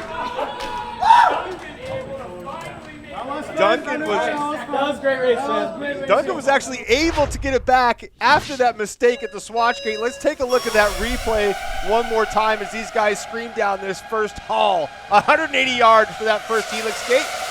It's pretty impressive. Vanover in the disco drone jumps out front, but you can see Duncan in the white drone trying to get ahead. McStrawley in blue in third at this point. These guys are feeling out what they need to do. Vanover hanging on to that lead. Vanover slows down at the swatch gate. This gives Duncan the chance to catch up, makes the pass, and there was some carnage there at that swatch gate. Yeah, McStrawley going down. Duncan is in the lead at this point. Vanover now looking for his chance to strike, and he takes the inside lower approach on that turn, allows him to close the distance a little bit. Hasn't made that pass yet, tries to go for it, swings wide on the helix climb, unable to do it. Duncan still in the lead at this point. Real confident coming through that Pentagon gate to the Diamond gate into that stadium dive. Still Duncan holding the lead. Look at Vanover just behind him. Vanover takes that inside approach, and there's Wild Willie in the background, fumbling and bumbling, running into stuff. And there's that mistake from Duncan that allows Vanover to jump into the lead. No idea how Duncan managed to stay in the air there. It looked like he was completely out, but Vanover taking heat number 1. That's going to help him along the way. He needs 2 wins to automatically advance to the finals. That's going to help him. He's got his first one in the books, and there's Duncan. Better late than never. Here's a look of that GoPro replay from Vanover. 8, 7, 6, 5. Take a look at his launch and his steady run down the straightaway. Just locked in, ready to take this helix. He seems to have one of the most impressive lines I've seen coming up that helix climb. Absolutely. He's just got it down.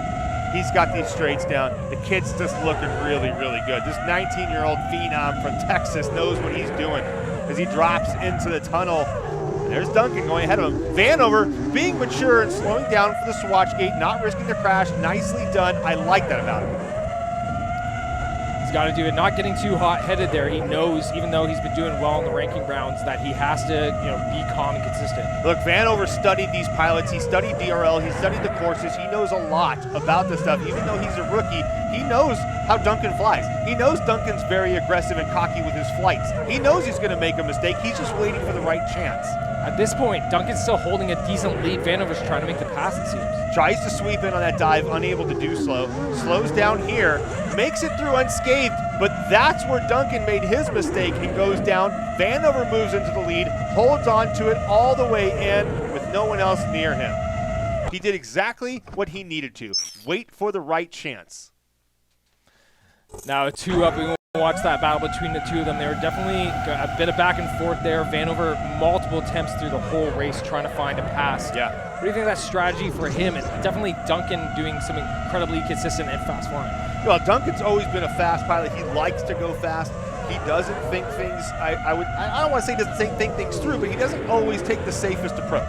He likes to be aggressive. That's just the kind of pilot he is. Nothing wrong with that, but when it's causing mistakes, you need to be able to pull that back. So he's doing good so far. We're watching Duncan here on the bottom as he's in the lead and Vanover's looking for his chance to pass. Duncan doesn't know how close Vanover is behind him. He's just thinking, I got to continue to push it faster and faster to make sure that Vanover doesn't get around or get in front of me or anybody behind me at that matter. Duncan looking good so far, up and over into the stadium dive, screams down, and goes for a little wobble. That allows Vanover to move ahead. That wobble causes Duncan to get out of his mindset of focus through the track and makes that big mistake as he hits that swatch gate. I can't believe he recovered from that, Travis. That was insane. Look at the view. I'm coming back. I'm coming Duncan. An excited Duncan, but really it doesn't do any good for him. It's not going to help him in this. Here's Rory with winner. Vanover, there was some excited conversation there between you and Duncan after the race. What were you talking about? Oh, it was a great battle. We were hugging each other. We agreed. It was a great race. It's I said it before and I'll say it again. I really love to win, right? But to have a great battle all the way to the finish, especially during the race, me being a little bit behind him and then being able to come up on him like that and pass him was really great. This is your first year in DRL, but you've been a student of the game. Can you explain how much you've watched of past seasons and what you learned from it?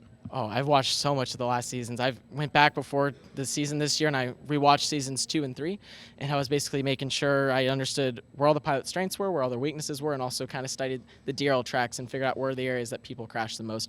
And it really helped me a lot. I learned that Swatch Gate is really, really hard, which it's even harder to do in person, so it's even harder than I thought it'd be. And just a lot of other things about what the pilots do under pressure. I had a feeling that if I got in front of Duncan that he'd make a mistake, and I just got lucky with that. With one heat down, you're just one heat away from clinching a spot in the final. Where's your confidence level right now? It's pretty good. I'm a little bit more awake, a little bit more focused now, so I definitely think I have some good confidence coming into it. I'm not going to push it unnecessarily, though. I think that was a really good pace then, and we'll just see where the other people feed off and go from there. All right, let's get you back in the cockpit and lined up for the next race. Sounds good. Thank you.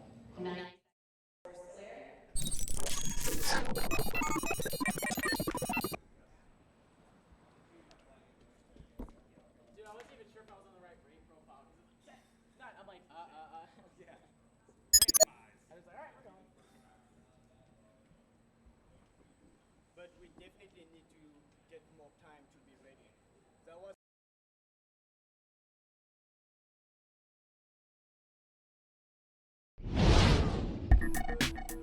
The Helix climb is one of the most dramatic elements of the course. Tony, take us through the sensational track. Off the start, pilots sprint down the main floor to the square gate. It's a quick left for the Helix climb to the top floor and the run through the Pentagon gate to the Diamond gate. Then it's up and over for the stadium dive into the tunnel. They climb up through the Swatch gate to re-enter the main floor for the end of the lap or the finish. This course has a couple really big straightaways, so I'm really excited to be in that space with a bunch of other people battling for the little bit of space that's left in that hall. The Swatch Gate is definitely the most difficult part of the track for me. I see a lot of other pilots entering it with crazy speed, and I'm just taking my time through it. I'm trying to make up that time in other parts of the track. It's a lot of fun to race.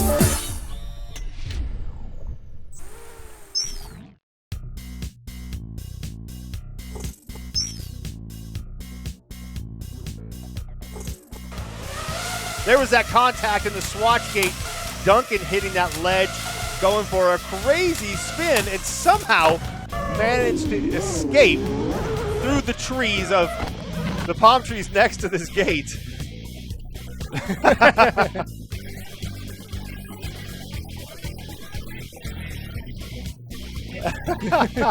Duncan. Duncan knew he wasn't going to be able to get it back as far as the wind goes, but he just wanted to stay in the air. Here's Wild Willie as he goes into that swatch gate. Oh, he got rejected there. He really did. It's like the swatch gate just swatted him out of the sky.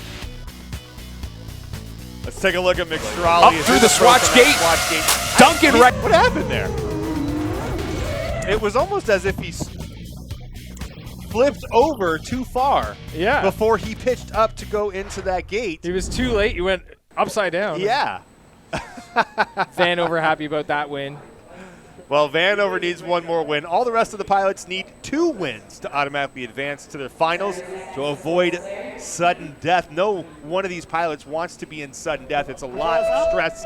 It's high nerves. It's not fun. And coming in as the rookie is definitely going to help his confidence. What do you think, Tony?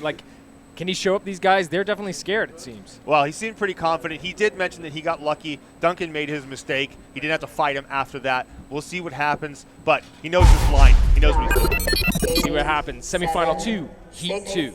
5, 4. Let's sprint off the blocks. Uh-oh. Whoa. Where's Moda? Moda's gone. Moda just flips out and hits the wall. That's it for him. Oh, contact. McStrolly in blue. He's out. Oh, here's another battle again. We got Vanover in the disco drone right out front. Shaggy behind him in the orange and white drone. And I saw Duncan back there in third. That might be Duncan back there. Yes, that is. Duncan is back in third. You're absolutely right. Look at Vanover, though, gaining some lead. He slows down a little bit at the swatch gate, allows Shaggy to close that gap. But Shaggy's coming in, bit of audible there. Oh, Duncan's down. Duncan bouncing off the walls in the background. Coming to lap number 2, it's Vanover and Disco Drone. Shaggy just behind him, 1 and 2. Well, Vanover now starting to pick up the pace a little bit, coming out of these turns fierce. Pentagon Gate, up through the Diamond Gate, and into the Stadium Dive. Vanover just continuing to build the distance between him and second place. He doesn't know that no one is right on him. He slows for the swatch gate. This is allowing Shaggy to catch up. Oh no! Shaggy hits the swatch gate and he's out. It's like he had nothing to lose. Here we got Vanover into the final stretch, coming in to win Heat number 2. Oh man, all alone and by himself to bring it in for the win. What a run. That's 2 in a row. Who are we waiting for? Oh, it's McStrolly.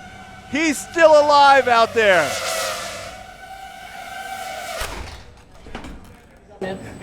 I had a meeting with somebody and I lost my GoPro and my drone was way lighter, but what semi-gravity was off, you know? What happened in the Helix climb live was static and nobody came to you.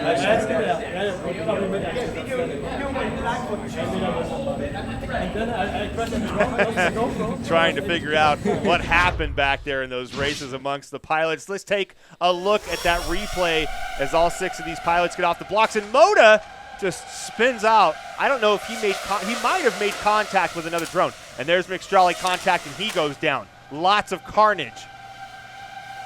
This is what those pilots are talking about, trying to figure out who hit who and what happened to so-and-so. Yeah, they always want to place the blame. Yeah. But Vanover doesn't need to worry about that right now, holding that strong lead. Wobbles in the background from Shaggy and Duncan. Shaggy was definitely pushing, it seems, in this one, trying to make the pass. There's a fumble. He maybe pushing to his limits. Duncan as well. Both of them fumbling as they go through that hallway, bouncing back and forth, correcting and overcorrecting, but it's Vanover who stays steady and strong as he continues to lead this race. It seemed like Shaggy was losing some confidence here on the second run, and look how far he dropped back, and now we're going to be going towards the swatch gate where he had more trouble. Yeah, I think those issues that he had earlier kind of slowed him down a little bit towards he realized, okay, I got to take it easy for a second here. Here's the approach on the swatch gate. Vanover through cleanly, but Shaggy, on the other hand, lights out as he catches the edge of the swatch gate. That's it for him. Vanover all alone out front to take the second heat win and secure his spot in the finals. But wait, because McStrolly's still out there somewhere as we wait for that blue drone to turn the corner. There it is. McStrawley, after that contact in the helix climb earlier on, was able to come in to second place and stay alive. Here's Vanover's GoPro replay. 7, 6, 5, 4.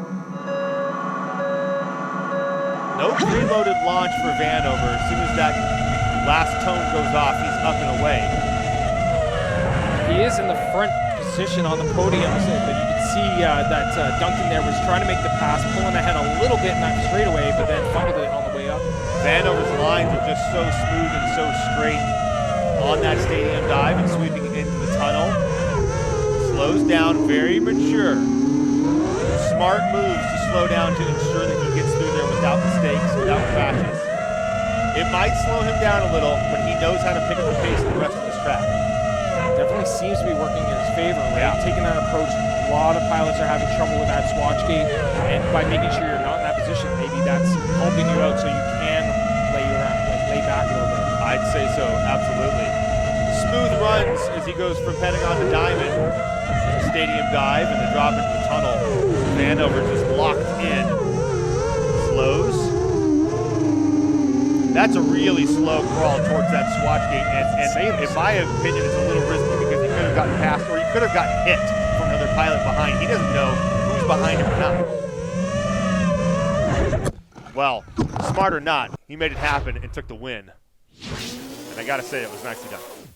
Vanover, with that heat win, you secure your spot in the finals. You said to the other pilots, well, I'm going to go to sleep now, but I can't imagine that's really your strategy. No, I'm not going to push it too hard either. Generally in a position like this, I would, trying to, pick it up out of my comfort zone. That way I can go faster, make my comfort zone faster.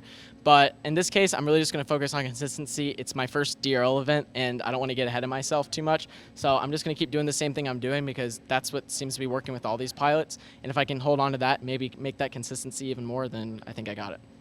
Everyone is taking their first ride with the Racer4, but I've only recently found out that you're taking your first ride with the controller as well. How difficult was it to get used to that? Well, don't look at any of my practice footage.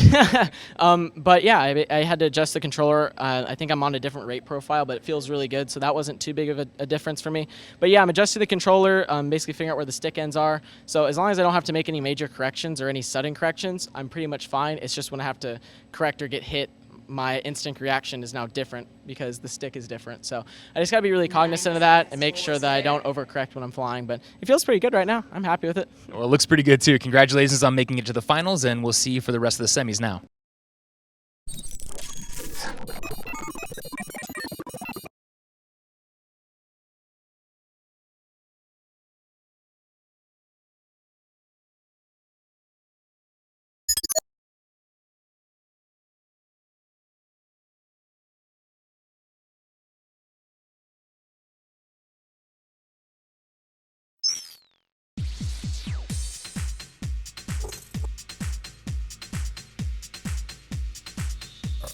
Replays and crashes. There they are, Shaggy into that swatch gate.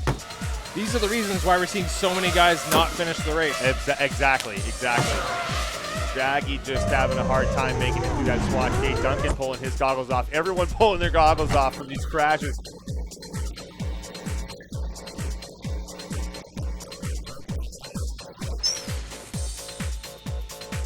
This is McStrawley and Wild Willie with that contact. There it is.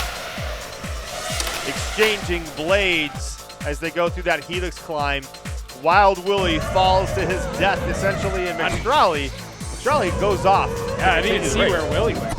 Well, there it is. Oh, it went into the oblivion. Lights out. It went. There's Duncan's. Oh, skips the wall and goes for that little tumble and wobble. And that puts him down. Unsure as to what happened there in that run. Tech Ops preparing for our next heat. It's very different mood in this cockpit. I can just look down the line, and it's like frustration. I'm happy now. Yeah, you're doing good. In the points. No, they have a points. You guys gotta push it. Yeah. Tony, up to this point, I push it. I push it and get hit by McStrawley. Everyone else. That's happy. Now less than 20 seconds to go. About to get ready for heat number 3. 15 seconds to race. All right, pilots are ready. Goggles are down. Semifinal 2, Heat 3. 6, 5, 4. Oh, Vanover with a late launch, all 6 down the straightaway. These guys are pretty close as they go into that helix turn. Oh, contact! I hear a little blade scraping going on. Duncan with some trouble. It looks like Vanover's pushed his way to the front. McStrawley, Wild Willie in third. Look at that. Vanover on that drop. Look at McStrawley going for the pass to try to get second in front of Wild Willie. Wild Willie does a great job holding off, but slows down. Oh, McStrawley goes down. Wild Willie's with some trouble. It looks like Vanover clean ahead. These guys just opened the door for Vanny to have clean air all around. This is not what they want. No. Vanover coming to lap number 2, holding the lead. Wild Willie just behind him in that white pig run.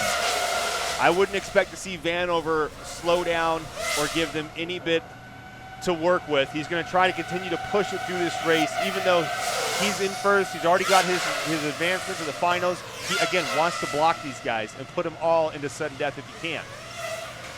Oh, no! Wild Willie hits the gate on the drop going into the tunnel. That's brutal. Vanover, clean air. There's no one around.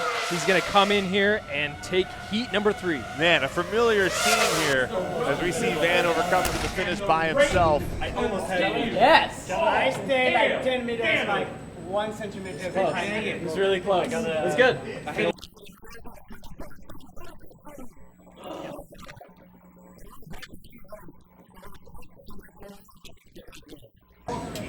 Now I want to get in front. I don't like being in third. I just want to get out.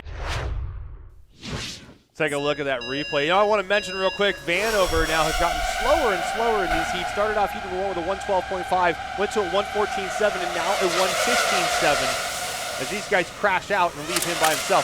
Contact through the helix, and we drop one pilot out of the board. You can see all the way in the back there, Shaggy, as he's falling back.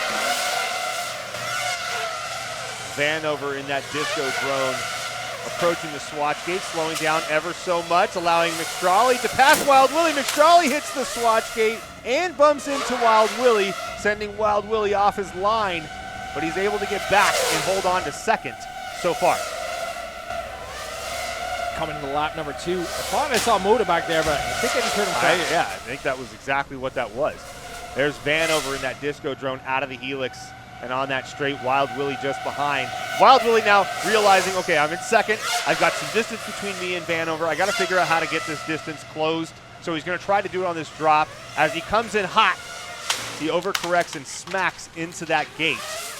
And that takes out Wild Willie from the race, leaving Vanover all by himself as he goes back onto the upper floor and into that final turn. He'll secure another win. Travis, he doesn't need these wins, but he's just getting them all. Here's a GoPro replay. Let's watch Vanover's view from that one. 6, 5, 4. Again, not a preloaded launch. There's a lot of pilots that will preload their launch, so they'll lift the back end of the drone off the podium, but the front end is still touching, and they're just spinning the props waiting to go, and then they go. It gives them a more aggressive and faster start. I'm surprised to see that Vanover's not doing that. That's a strategy this guy with the talent that he has, I'd expect to see it out of him. It seemed like he really had that. The helix climb is where he made the pass. Started off in third place on that first stretch. You know, we've seen a lot of crashes out of the swatch gate, but we're not seeing them from Vanover out of that swatch gate. And the difference is Vanover really slows down on that approach to make sure he can get through. Smart moves, and it's not something you would typically see in a rookie pilot, but this guy's got years of experience outside of DRL before he even got here, and it's showing. So he's going slow on that area, but what are the areas where he's really taking advantage and cutting his corners? How is he getting ahead? Well, it looks to me on this drop, he catches this turn really tight to the side. He's not swinging out wide in the helix ascent as well. So any of the turns that he has the chance to, he's capitalizing on those turns and taking the inside lines as much as he can, continuing to push throttle through those turns, and that's what's keeping him up at the front. Great job from Vanover. Vanover, you've now gone 3 for 3. Is it fair to say that some of the pilots were begging for mercy? Well, McStrawley was like, "Can you please slow down?" I was like, no, I'm not going to I actually say it back. No, it's good. Again, I'm just focusing on my lines. I really do not want any of these guys to clinch. I do want to see everyone go to sudden death. I think that'd be awesome. I want to watch the race. I don't care who wins it. I just want to see a good sudden death race between these guys. But really, I'm just focusing on my lines. I'm getting more and more comfortable on the track. I'm pushing it, but not really. I'm pushing it to what I feel is safe, and then from there, you're just working on the lines. And the course is feeling great. Drone's feeling great. Love the Racer4. It's feeling really snazzy out on the track, really fast and smooth. So yeah, it's all coming together. Now, it's no mistake that you're doing well. You put a lot of time into practice. Can you explain to people who are watching what that looks like?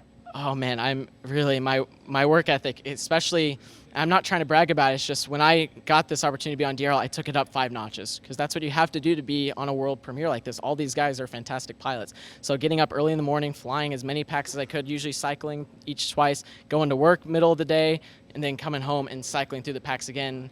It's what I do, and I think that's the best way to do it. Get as much stick time as you can on the quad, because that's when you learn all of the areas of it, you know, how fast it can corner in these scenarios, and trying out different tracks as well, not just flying the same thing over and over, and shooting for consistency as well. For those of us who don't understand packs, how many hours in a day are you putting on the goggles and flying? About 5-6 hours a day, which in retrospect, maybe people have said more or less than that, but 5 to 6 hours inside the goggles is an immense amount of time. And really, it's not just the time under the goggles, it's the effectiveness of the training. So for me, it's better to fly 5 batteries where I'm learning something from it versus flying 100 batteries and not getting anything out of it. Well, it's certainly paying off. Congratulations on your early success. Sure. Appreciate it.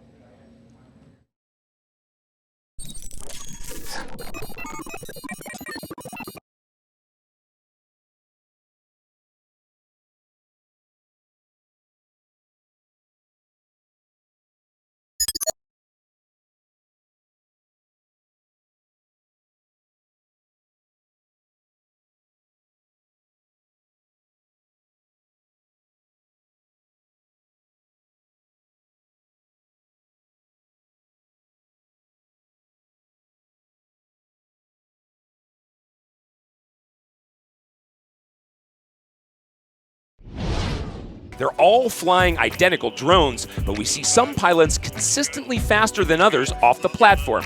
Tony, take us through what's involved in the launch. The start is a critical part of every DRL race. The goal is to accelerate as quickly as possible while controlling elevation. The best pilots immediately pitch forward by increasing thrust to the rear 2 motors.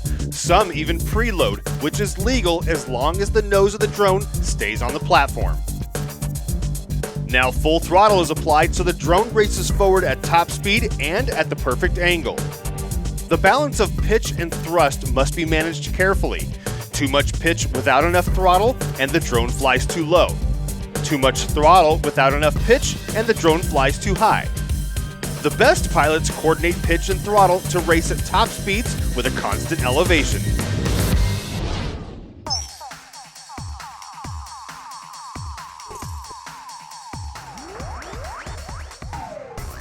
Let's take a look at some of those crashes. This is Duncan's view as he smacks into that swatch gate. Lights out. No.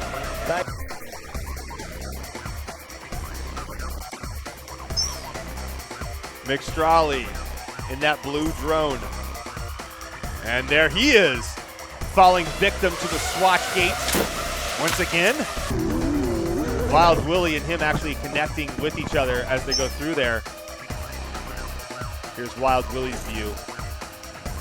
Oh, this is the drop in, and he smacks that side. Kind of too tight. He was too far back in that heat. Well, he was behind Vanover. He needed to close that distance, and he did what he had to, but it just didn't work out in his favor. Tech Ops putting drones on the podiums as we just are a few seconds away from our next heat. 9, 8, 7, 6. Here we go. 5, 4. Semifinal, Heat 4. Launching down the hallway, here we go. Wow, Willie bouncing all around. Little wobbles. Looks like Vanover still holding that lead. McStrolli right behind him. Uh-oh, contact. Moto's still up. Oh, Shaggy's still there. Who did we lose? It looks like we lost Duncan. Vanover holding that lead into the stadium dive. Looks like Wow Willie battling him out. McStrolli in blue in third, Shaggy behind him. Wild Willie really close. Oh, McStrolli hits the wall. Shaggy hits the wall. They're both down. Wow They're both Willie. down. Shaggy comes back. Willie's out. Oh, Not man. again, Vanover. Heat number 4 coming to the lap number 2. He's in the lead with tons of clean air. This guy is untouchable, Travis. We talked about his training regimen. We talked about his skills, and it's all coming together. This is why he continues to dominate this track and the other pilots. This is unbelievable. Got to do your homework, Tony. You This really- guy did it. He did, absolutely. I have not seen another pilot come in with this kind of training regimen and this much discipline before a DRL event, and it's proving itself why it works.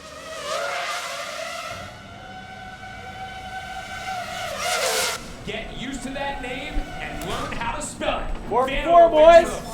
Hey, Next time we should not trash talk. The trash talk last time. It's last time that I said that. I'm not gonna check. So trash talk. What a Left and right. Yeah.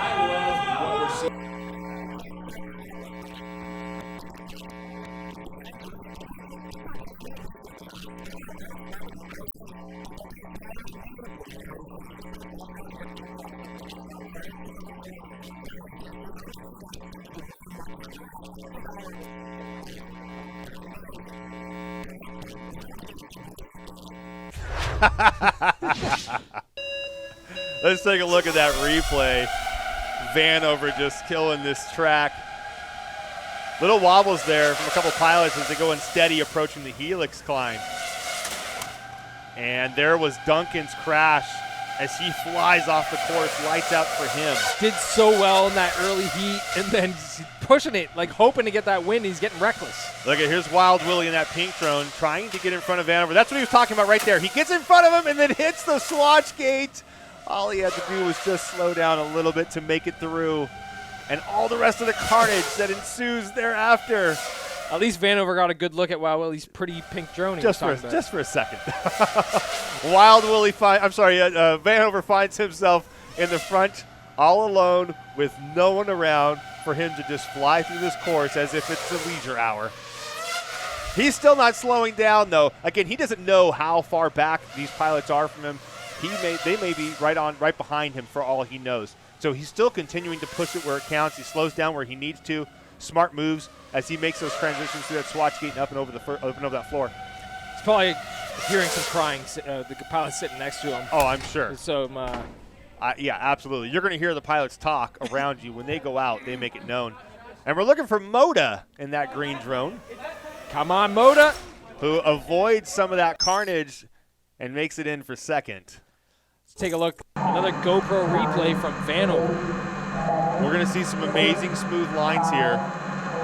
What we particularly want to look for is later on when Wild Willie gets up in his view and how that affects Vanover's flight. Does he wobble? Does he move around? Look at that straight line. The rest of the pilots are kind of floating up and down, side to side, and Vanover's just continuing to go straight without any variation from left, right, or up, or down.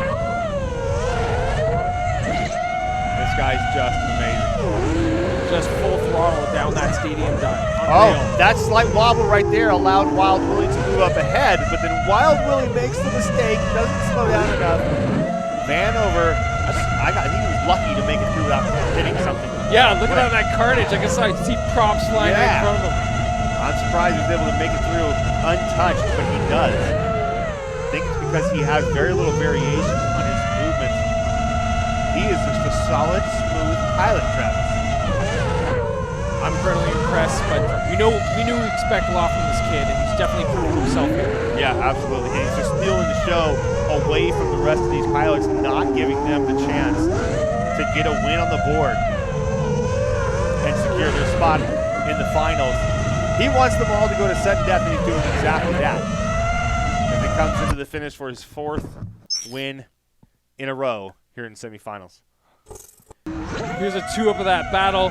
Now, we have potentially 2 heats to go, but if Vanover wins the next one, what does that mean to him? If Vanover wins the next one, there's no reason to run the 6th heat because no one will have the chance to get 2 wins and secure their spot in the finals. So that means that Vanover would move on to the finals, as the remaining pilots would then have to fight for the remaining 2 spots to go into the finals in that sudden death heat. But things could change. We might see something different in this next heat. We talked about Duncan and Duncan having that strength. Let's go to that interview real quick. Wild Willie, that swatch gate continues to kind of give you some problems. What's going on with that obstacle for you? That time I was just freaking out. I was so excited I got in front of Vanover, and I totally just lost track where I was going. So I got to learn to kind of keep it cool a little better, not kind of get way too engrossed and just going as fast as I can, and I'll get them. Yeah, let's talk about Vanover. He's one of the most veteran pilots. What do you compare him to? Is he one of the best pilots you've ever seen? Oh, overall, he is one of, if not the best overall drone pilot I've ever seen. So he, even not being in DRL before, seeing his name on that roster, we all knew he was going to crush it. What's it going to take for you to beat him? I think, honestly, if I just kind of keep my cool a little more, I've got the speed. I can catch him in some of the points there. You know, I got 2 more heats, so I got to win the next 2. But if I really keep it cool, I think I got it in the bag. Okay, looking forward to seeing it. Thank you. Thank you.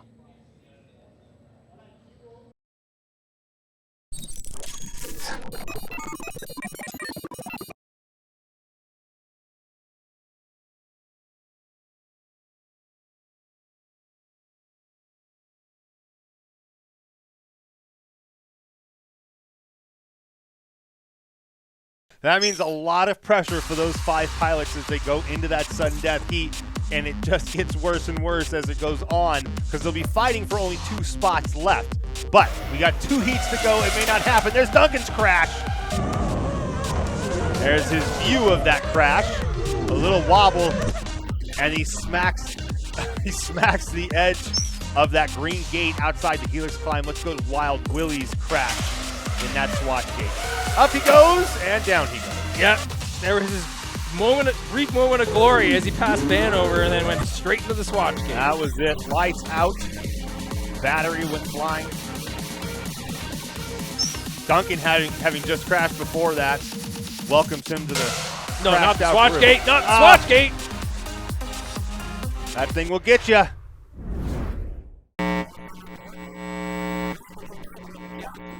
If you're looking for a little bit of a twist to the tail, his winning times aren't as good as some of the times we saw. Wild Willie making jokes because he did move to Australia to be with his girlfriend.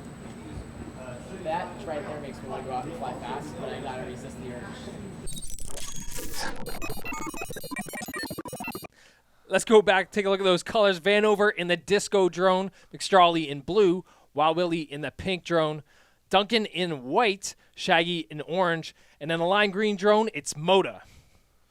Well, we got Heat 5 coming up here in just a moment as the Tech Ops crew prepares the podiums and puts new drones on them for these pilots. Here we go. Semifinal 2, Heat 5. 4. Big launch off the podiums. Coming down that main hall, it looks like Duncan in first. Yeah, there he goes. Vanover trying to move ahead. Duncan holding on. Contact behind. It's Moda and Shaggy going down. A little fumbling there. Duncan still holding that lead. Duncan, McStrawley, Vanover, 1, 2, 3, coming into the tunnel. Look at McStrawley. He's going. Oh, no. Duncan goes down. Oh, McStrawley and Vanover make it through, coming back to the main hall.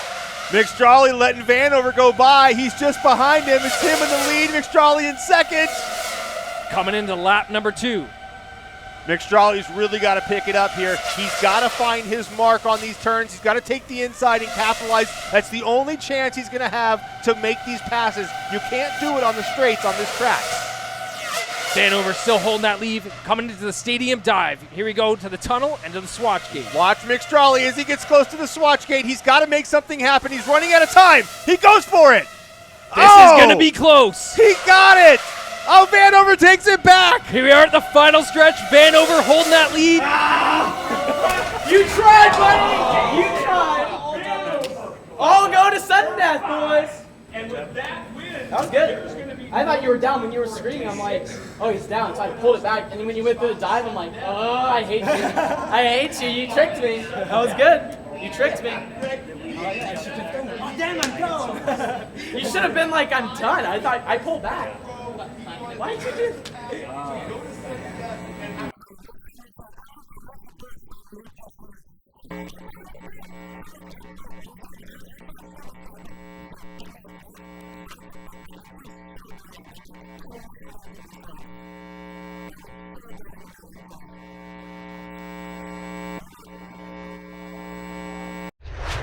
What a run. Vanover just stealing the show from these guys. Let's take a look at the replay as they all launch off those podiums into that first straight. Duncan in the lead at this point, just ahead of Vanover. Vanover trying to move into position, and there's McStrawley in blue. But in the background, it was Moda and Shaggy. Contacts were going down. They were out. There was no getting back up for them. Look at McStrawley in the blue drone trying to drop in. Oh, Duncan goes too sharp to the edge. Clips that gate, and that's it for him. He's getting too risky. McStrawley and Vanover. Vanover and McStrawley now at this point as they battle for first place through these halls. Now McStrawley's waiting for the right opportunity. He's just behind Vanover at this point. He's got to get him on the turns. He realizes that. He goes a little wide there. Very mature of him to realize that he wasn't going to be able to make it happen and to continue on his line. Tries again here. Doesn't happen. Vanover, a faster line on the drop. Into the hall, a wobble for McStrawley. That sets him off. And look how fast he goes as he goes through that swatch gate. I couldn't believe that he made that. He's realizing at this point there's nothing he can do. He can't take this turn fast enough. Vanover ends up stealing it and doesn't give it back. That's it. That's shocking, but it's going to lead to exciting sudden death. Here's a GoPro replay from McStrawley chasing Vanover. Now, we haven't had a chance to see one of these yet, so it'd be interesting to see his maneuvers through some of these turns and his saves through some of these wobbles. I don't think he had very many here as it was. He had clean lines throughout most of this race, which was really good. Just wasn't able to get faster than the rest. There's Duncan in front of him. He's so close to the front of the pack at this point. Duncan about to crash at the bottom, coming into the tunnel. McStrawley goes a little wide. That allows Vanover to move into position, and you can see McStrawley not slowing down very much on that swatch ascent. He does a great job. They are right on top of each other. I didn't even see Vanover. Well, Duncan's out of the picture. Vanover jumps in front now. McStrawley sees that, realizes, okay, I got one more opponent in front of me. How can I get him? He tries to take the inside on that turn, swings a little wide, and Vanover has a faster line. Unable to do it there. So McStrawley's thinking, all right, I'll do it on the dive. Unfortunately for him, once he comes back up, he's got a wobble, and Vanover had a faster line. Yeah, that was too wide. He picks it up here. Look at him. Going for it. Actually catches up to Vanover. But then has the little slight wobbling edge to go through that gate. That allowed Vanover to move ahead. He needed all-stars to align there, I think. Yeah, tough break for him. Here's a heads-up view of Vanover versus McStrawley. Especially in that first straight right there. You got Vanover and Duncan right in front of McStrawley. Well, Duncan's not going to be a threat much longer as he goes down pretty soon thereafter. Now we're going to be going with 5 pilots into the sudden death heat. McStrawley being one of them. He's showing that he's got what it takes. He's catching up to him. Any predictions coming into the sudden death? We got 2 of those pilots moving on.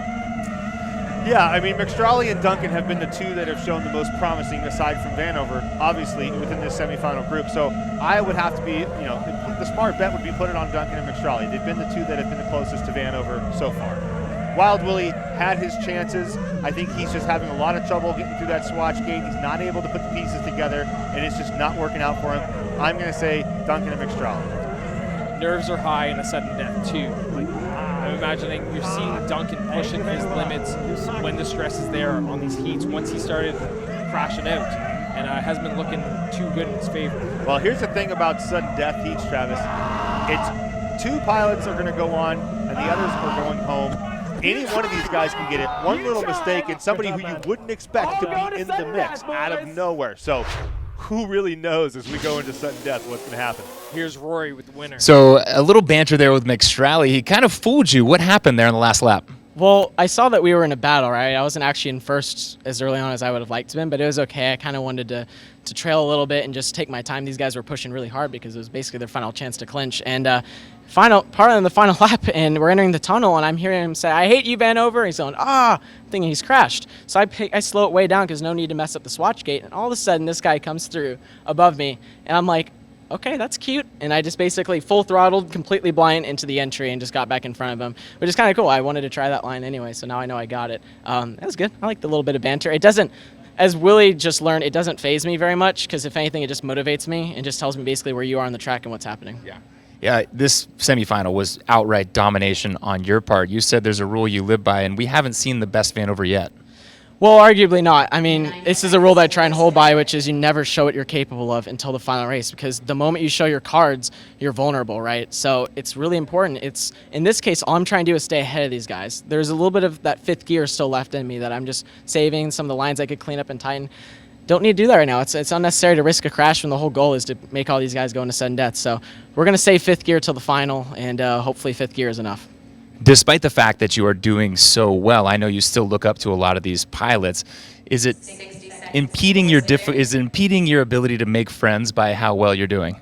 Not really. I love these guys, and they know I love them. I will give them a hard time on camera, right? But like, I'm so happy to be here with these guys. These are guys I've watched for previous seasons and wanted to race against, and you know, don't like me as a competitor, but like me as a person, right? And I'm here to have fun with everyone. I'm here to be a good competitor, and that's what I'm here to do. Well, congrats on an amazing performance. You get to go sit back and watch this sudden death heat. Yeah, I'm excited to see who's going to take it.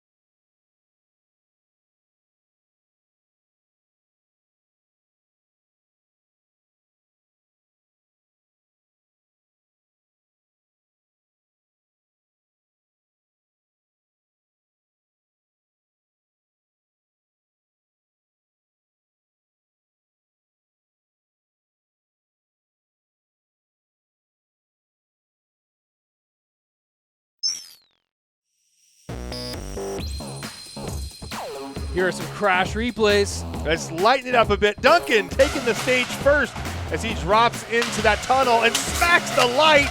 He seems to take that line super tight, but it keeps backstabbing him. Yeah, it just didn't work out in his favor.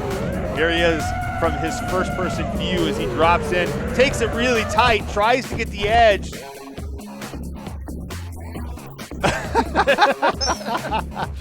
Let's take a look at Wild Willie's crash. And there he is through that diamond gate, and it smacks right into the ledge. He knows it's got to go over that ledge, right? That's not the line you want to take. No. Unforced errors, folks, right there. Moda versus Shaggy next. The green and the orange drone contact, a little scrape, and there it is. Right there as they approach that green gate. Nothing either one of them could do.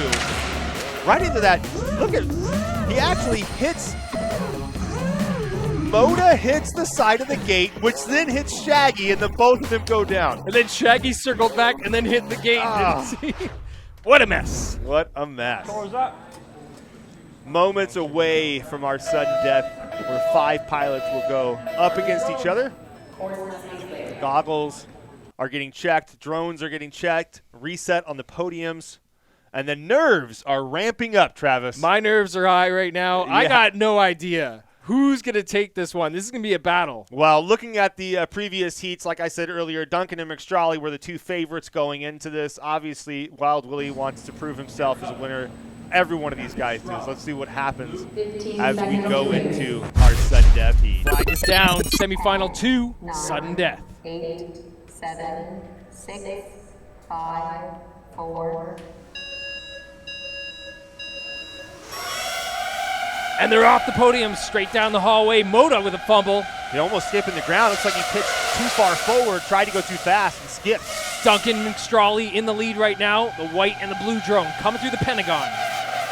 Looking smooth so far. Up and over onto the drop from the stadium dive. All 5 still in the air, coming through the tunnel. Look at Shaggy, though, coming down pretty aggressive in that orange drone. But, oh, no! That's McStrawley bumps. It looks like he's handled it, but we got Duncan, Shaggy, Look 1, at 2. Shaggy's creeping up on Duncan little by little. A huge wobble by Duncan. Shaggy moves ahead. Oh! Coming into lap number 2, Shaggy in first, Duncan in second. Look at this, super tight line from Duncan as he tries to catch back up, but in swings a little too high. Shaggy still holding on, not letting go. Only 2 will be moving on. Shaggy, Duncan, battling Neck it and out. neck. Oh, that drop in. Beautiful. Who's going to slow down? I can't play it Not safe. Shaggy. Duncan with a clip there. Uh-oh. He goes wild. Oh, Wild Willie moving in second. Oh, man. Shaggy, Wild Willie, Duncan in the final stretch. Look at it. Shaggy takes it. Wild Willie's right behind him, Travis. Shaggy! Unbelievable. Duncan's be kicking himself. USA! USA!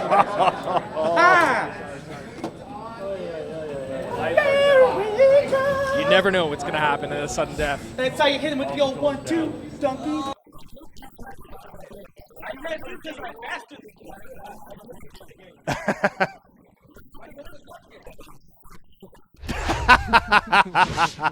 Let's take a look at that replay. 5 off the blocks and into that first straight motor, and the green drone goes a little low, but saves it. Nice recovery from him as they go into the helix climb. But it's Duncan and McStrawley in the lead, the white drone and the blue drone.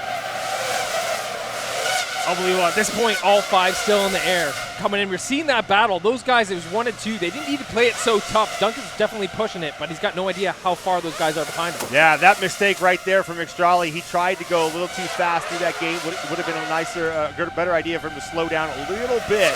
But he did recover that clip. I think it cost him. That allowed Shaggy then to move up into position. There was a big wobble from Duncan in white, and that wobble allowed Shaggy to move into first place.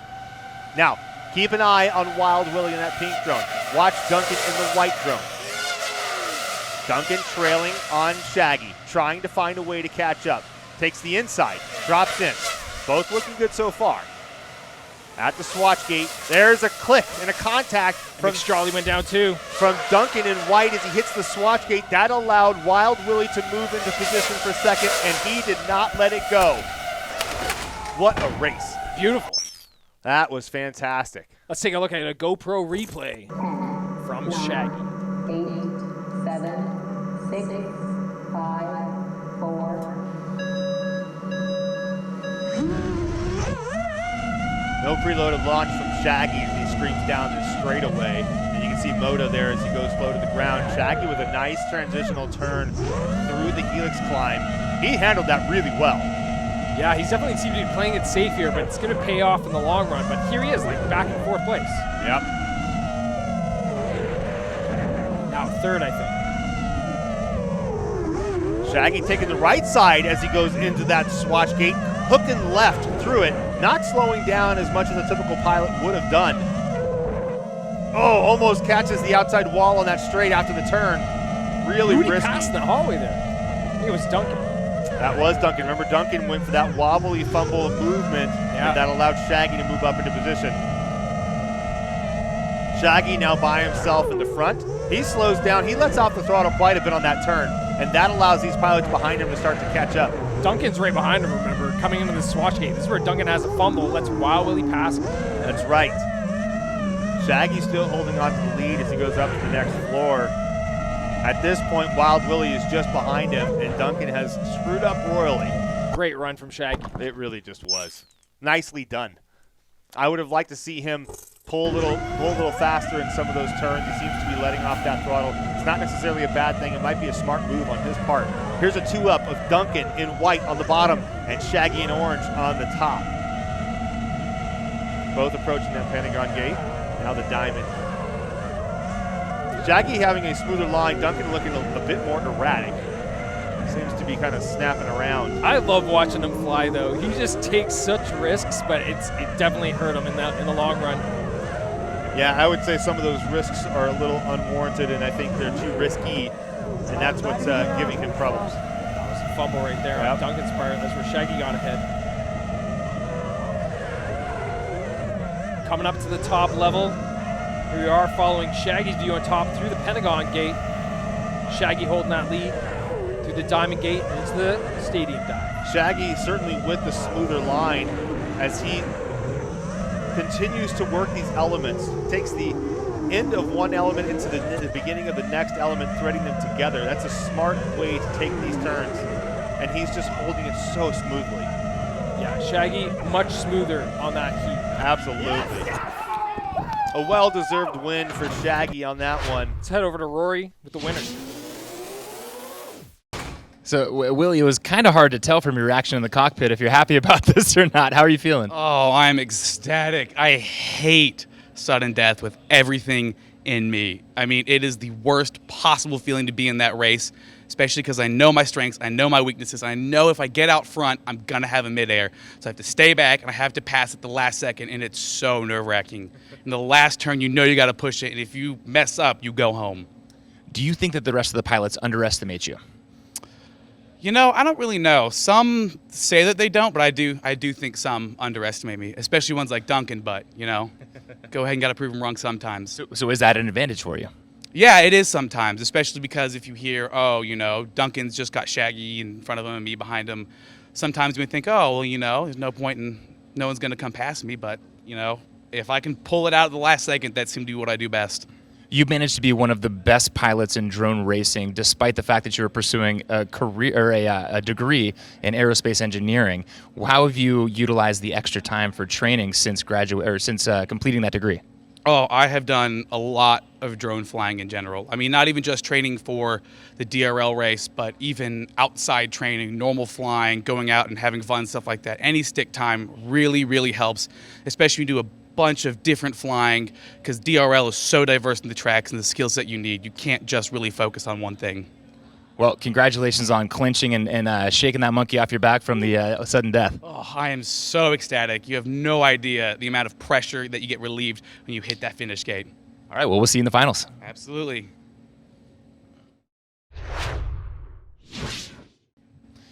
Shaggy, 6 appearances in sudden death. You've won 3 of those, making you a mainstay in the sudden death. Is that part of your strategy? No, it is not. I always hope to avoid sudden death, but it never works out. So in this semifinals, I made a few mistakes. I hit a few other drones, took me out, so no chance to catch up. Vanover is super fast, so it's all or nothing. You have to go your top speed, and second place doesn't matter. You have to get to first place. So having Vanover not in sudden death helped. Also, yeah, because I have the most experience, I guess, I managed to stay calm, and it worked out this time. Tell me more about Vanover. Can you beat him? At this point, no, because he's 4 seconds per heat faster. So I'm going to have to find some tactic and some extra lines to catch up. If I manage to do them, maybe. Let's try it. How will you do that? To take the lessons that you've learned here and incorporate them for the final? Yes, so I'm going to watch my footage from today, try again and see what I can improve on that. Then try to implement that tomorrow from the first heat, so that's a big challenge. But we're going to try, because first place is all that matters. That's right. It doesn't matter how you did it. You have advanced to the final, and we'll see you there. Yes, thank you. Thank you.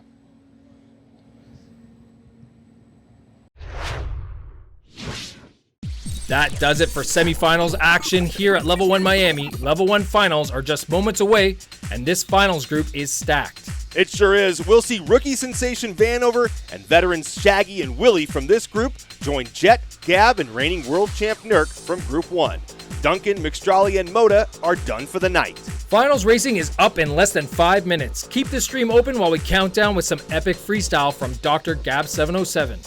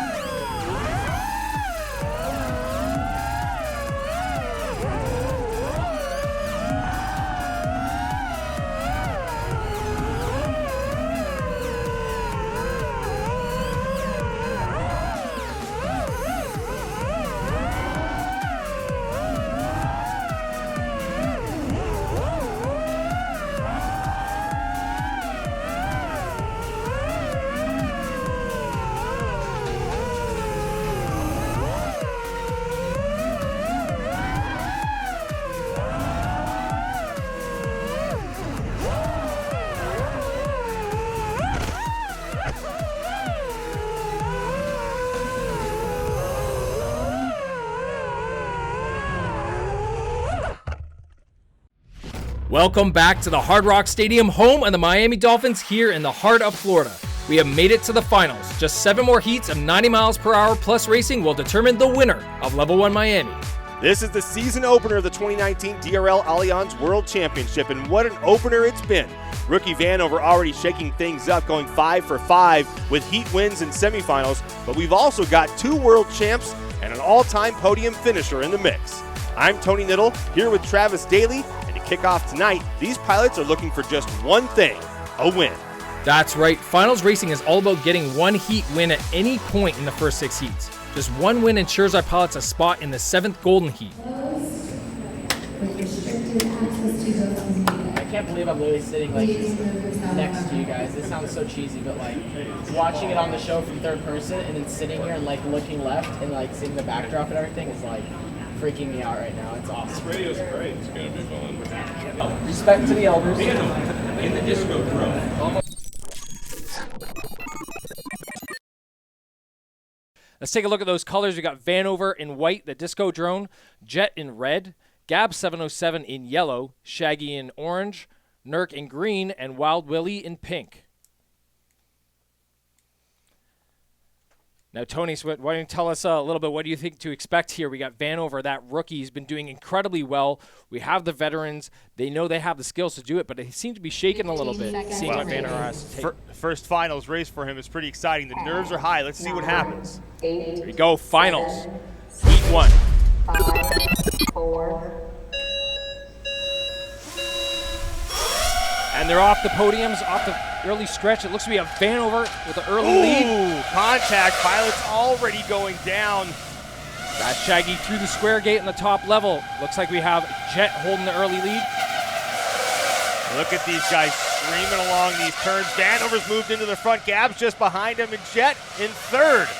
In the tunnel towards the swatch gate, Vanover in front. We have Gab 707 and Gab 707 coming in with that pass. Amazing job from him. Look at him in the lead. Look at Vanover trying to go for it as well. Jet and Red right there with him as well.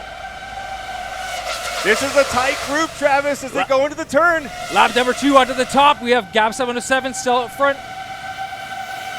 Vanover looking for his opportunity to close that gap. He's got to take these turns tight, but wait for the right moment. On the drop! It's Gab in yellow, Vanover in the Disco Drone in second, Jet right behind him. Look at Gab 707. Oh, no! That was Gab that went down. Vanover back to level 1. These guys are neck and neck, Travis. Jet just out front. Oh, no! Vanover take the win. Did I get it? Yes! Woo! I went dark on it. Doesn't matter, but just saying. Woo! That was a good race. Well deserved for his first win in the finals. Let's take a look at that replay. Look at that start from these guys. Aggressive preloaded launch from them, and then contact off the line. Shaggy and Willie connect. Willie stays alive. Shaggy goes down. And then it was Gab, Jet, and Vanny. Such a tight race. These 3 guys battling it out. They kept going back and forth. You can see here, Vanover and Gab right next to each other, coming to the swatch gate. They are so close, but Vanover slowed down for that swatch gate that allowed Gab 707 to pull ahead. Vanover realizes that. He's got to now wait for the right opportunity to make that pass. Wobbles in the back from Nurk. Look at these guys, 1, 2, 3 in a row as they go up the helix climb and through that square gate. Right on top of each other. No room for errors as they go through here, but watch that line on the drop. Gab 707 pulled away. Vanover had a better line as he comes down that drop, and then they slow down for this gate, and then contact. Gab 707 hits the gate, goes down, and that gives these 2 guys fresh room without Gab 707 in the mix, and then so close. Neck and neck, but Vanover squeaked ahead by just a little bit. Let's go into that GoPro replay. This is Jet's view as he heads down that straight and into the helix climb. Still holding on to third place. He sees these 2 pilots in front of him. He's got to wait for the right opportunity to pass. He cannot push and be too aggressive because he could risk it all. You can see he slows down. and just goes right through the swatch gate beautifully.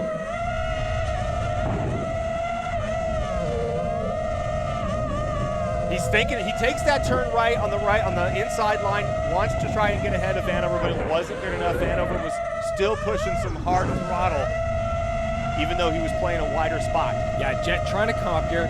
We know he manages to get the lead just for a split second here coming up to the swatch gate. Let's take a look how he takes that better line. Cuts the corner, nicely done, but not able to push ahead of him. Look at that. Beautiful job as he goes through that swatch gate, but Vanover coming right in his face. At this point, Jet and Vanover neck and neck. Oh, look at that. Vanover on the left side of the screen just squeaks on in. Here's a 2-up of Vanover and that disco drone, and Gab 707 as they scream down this hallway and into the helix climb. Notice how much smoother Vanover was flying as he goes through these turns. Gab 707 a little wobbly. Vanover seems to have a bit more confidence on the track. And you can see that both of them slow down around the same time. Vanover allowing that pass, but then quickly punches it back into gear.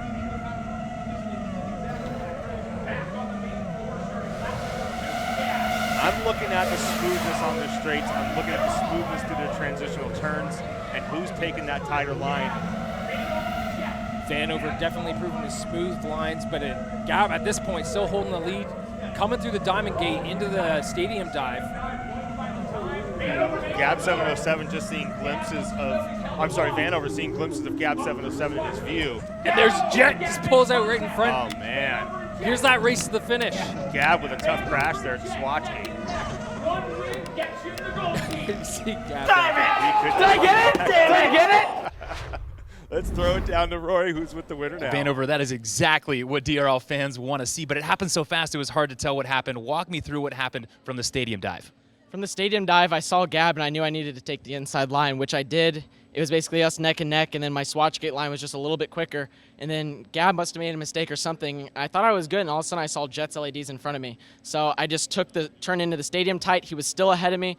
The final turn, I just said, you know what, it's now or never. And so I basically took it 2 seconds early, just hugged the wires, the gate rather, as close as I could, and just full throttle into the finish. It was insane. I was actually shaking a little bit in the cockpit, but it was just from the adrenaline of it. It was just really great finish. That's how I want every race to be. It's obviously win, but I want every race to be to the wire like that because that's the most adrenaline. Now, in the semifinals, you showed that you can live up to the hype, going 5 for 5, but there was a cool-off period. How did you maintain the momentum now for the finals? You know, I just hit the reset button. I told myself this first race, I just need to be consistent. It's not crucially important to win. In semifinals, I was really focused on getting clinched early on. In this case, it's just gotta race once and win once in order to win, right? So I wasn't focused on doing that the first time, so I just made myself reset, paced off of Gab and Jet early on, and then when I knew I was comfortable and warmed up, I knew what my lines were and how good they were, I just decided to make the inside pass, and that was the strategy. Well, you did win once, so you are into the golden heat already, but there's still 5 more heats to race. What will be your strategy? Same thing. You know, at this point, I'm not going to try and push for course records, even though I know I'm already clinched in the golden heat. I just want to beat these guys. Like, I want to do just enough to beat these guys and nothing more. And maybe I can clinch out of the golden heat. That's a pretty big statement to make, but that should be the end-all goal, right? So consistency, keeping smooth, and letting these guys make the mistakes and duke it out as well because they still all have to clinch. All right, let's see what you got. Thank you.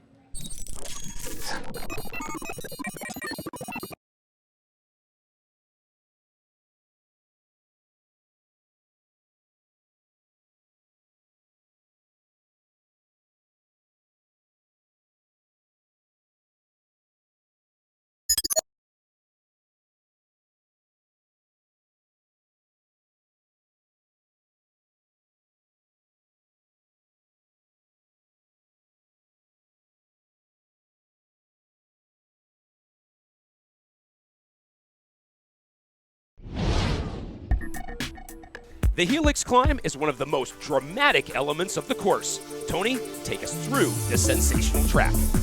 Off the start, pilots sprint down the main floor to the square gate. It's a quick left for the helix climb to the top floor and the run through the Pentagon gate to the Diamond gate. Then it's up and over for the stadium dive into the tunnel. They climb up through the swatch gate to re-enter the main floor for the end of the lap or the finish. This course has a couple really big straightaways, so I'm really excited to be in that space with a bunch of other people battling for the little bit of space that's left in that hall. The swatch gate is definitely the most difficult part of the track for me. I see a lot of other pilots entering it with crazy speed, and I'm just taking my time through it. I'm trying to make up that time in other parts of the track. It's a lot of fun to race.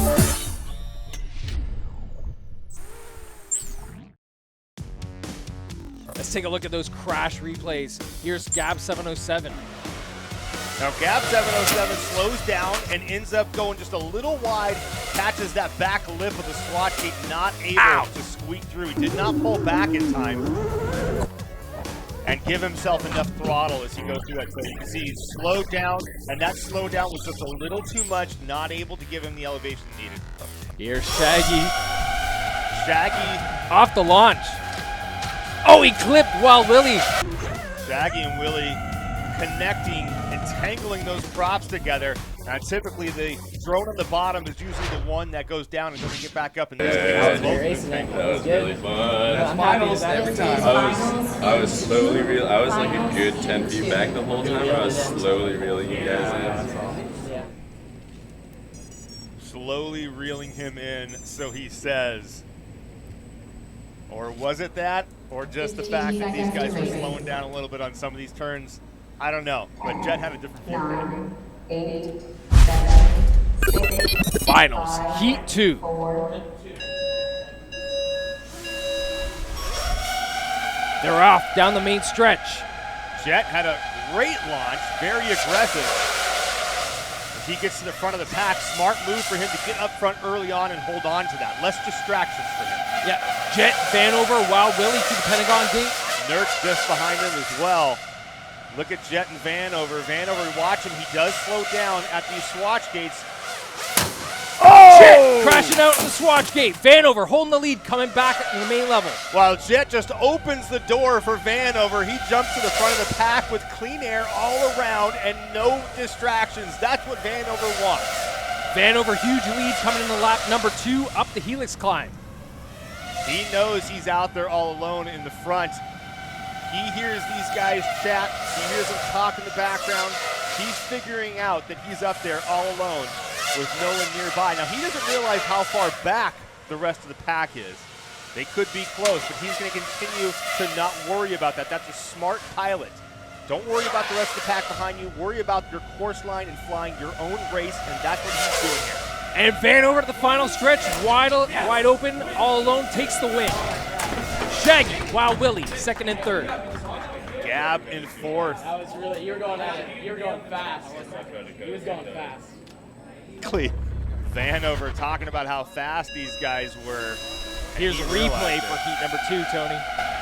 Look at Jet in red, though. He gets off that podium with a great launch to get to the front of the pack. That's a good strategy. If you can get an aggressive launch and get up front early, more power to you, less distractions as well. But the trick is you got to hold on to it. Yeah, and Jet and Vanover in lap number 1 holding that lead coming through the tunnel. I'm sure Jet realizes that someone's probably closing in on him. There's a setup. Jet smacks the swatch gate. Not able to make it through. Destruction from him. Tough break. And that just opens the door for Vanover. Now coming to lap number 2, we have Vanover way out in front, and then a battle between Wild Willie and Shaggy, 2nd and 3rd. Look at Vanover, though. He's not letting up at all. He's still flying smooth and consistently through his entire race line. God, this guy just looks so good in the air. Everyone's way behind Vanover. Vanover already holding a win. He's automatically in the golden heat, and now looking clear to take heat number 2. And he handles that swatch gate beautifully, slows down just the right amount to get through it without any hiccups. What a great run from Vanover in that disco drone. Real solid. The rookie is really looking good so far. Here's the GoPro replay from Vanover's perspective. Look at that line. Just solid straight line all the way through. No wobbles, no moving around. Realizing what he's got in front of him, okay? At this point, he's calculating, okay, I know my enemy, I know my opponent in front of me is Jet. I'm going to wait for the right time and see when I can make it happen. He's looking to make his pass here. Lucky for him, Jet made his job easy. Jet I don't think he knew where Jet went. He just disappeared. He probably had no idea. He's just thinking, all right, I got the pass, and I'm good. I'm sure he heard Jet say something in the background about That's him true, being down. yeah. So I'm sure he knows that Jet is no longer in the mix. But Vanover, just a brilliant line through this course. It's like he's just hitting every mark perfectly. He takes his time when he needs to. He pushes it in the straights. He handles these turns flawlessly. This kid has got it going on. Final turn for Vanover as he brings it into the finish and seals the deal. Rory's now with Heat 2 winner, Vanover. Vanover, 7 heat wins in a row. And now I just got to ask how you like to win. Do you prefer to lead from the front as you did there, or do you prefer a tight race as in the previous heat? I prefer the tight race. It was still great. It was good to relax a little bit. A bunch of tight heats back-to-back can be really, really stressful, even though it's fun. So it was good. Once I saw Jet crash, I knew I had a pretty solid lead. So I was just basically pacing myself, not slowing down, but not trying to go too fast either. Just work on the lines. And no, it was great. It's great to win twice back-to-back here in the finals. I just got to keep the same strategy and keep it consistent. And, you know, I'm not necessarily leading from the start yet. That's kind of not my strategy. I like to see where the other guys play out, put some pressure on them as well, and try and make them crash. And then I can just fly easy. It's pleasant to watch. Good luck in the coming heats. Thank you. I'll send you back to the cockpit. Yes, sir. Jet, heat number 1, you lose by fractions of a second. This one you went out in the swatch gate. What's going on in the finals so far? Oh, we're having great racing. Vanover, me, and Gab seem to be up front. I just so happened to meet my arch nemesis on that last heat. It happens. It's all right. It feels good to have some incredible racing, and I'm having a good time.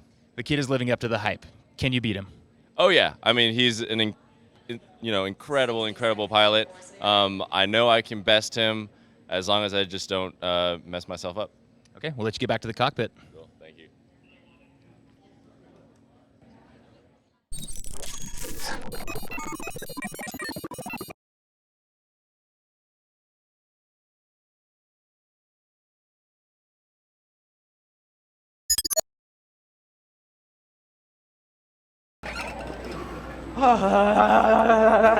Dang it.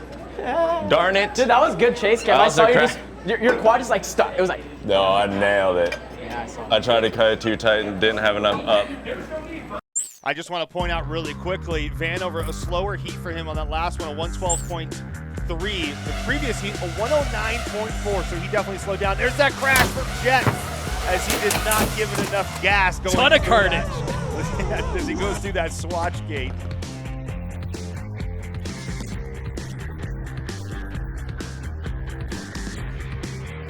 You know Vanover heard that and realized, okay, he's out. Nurk also running into that swatch gate. This thing is taking out everybody. Nurk also hitting that same spot. It's a difficult maneuver. These pilots talked about that swatch gate being their arch nemesis and the most difficult thing on this course, and it is exactly that. It will take these guys out. I got full on drop wash by you guys on the helix line, the first one. With my quad going up to the gate going, woo. I thought that was you. Who was I like, ripped that helix climb, dude. Okay. Some banter there. 15 seconds to race. 9, 8, Here we are, 7, finals, heat 3. 5, 4. Off the blocks, Gab with an early lead.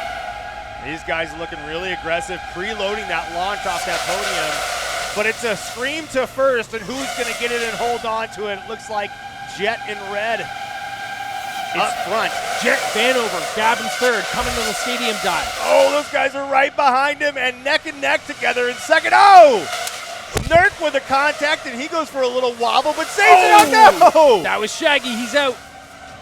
Shaggy, big upset through that swatch gate. But look at Jet, Vanny, and Gab.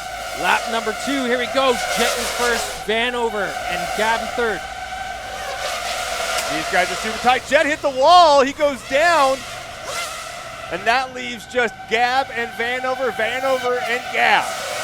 Nurk in third, Vanover first through the dive. Look at this guy, he is just cooking it. Gab's looking for a chance to catch up. He's got to push ahead a little harder here on the swatch. He does exactly that. Catches up, but swings wide on that turn. They're both clear. Vanover in the lead. Gap just behind, coming to the final stretch. He's running out of chances here. And Vanover, 3 wins in a row. Man. 3 for 3, baby. Gap takes second. Vanover taking that win again. Doing exactly what he came here to do. That sounded so gnarly. Dude, you had me. I know. And then I heard you go, uh-oh, in the helix.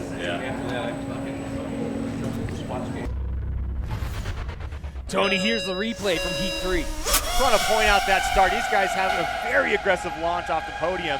And remember, it's all about getting to the front first. Vanover talked about not trying to take that early lead. He actually talked about hanging back, but on that first stretch, it looked like he was trying to beat Gap to the square game. Yeah, they say one thing, but then do another. Meanwhile, look at Jet in red in the front. Watch for this crash. Little contact there in the back by Nurk, but here's Jet. Goes right through Shaggy, hits the gate and goes down. Tough break for him. In the lap 2, Jet, Vanover, Gap. You can see Vanover starting to close the distance on that turn. He's taking the inside lines right along with Jet.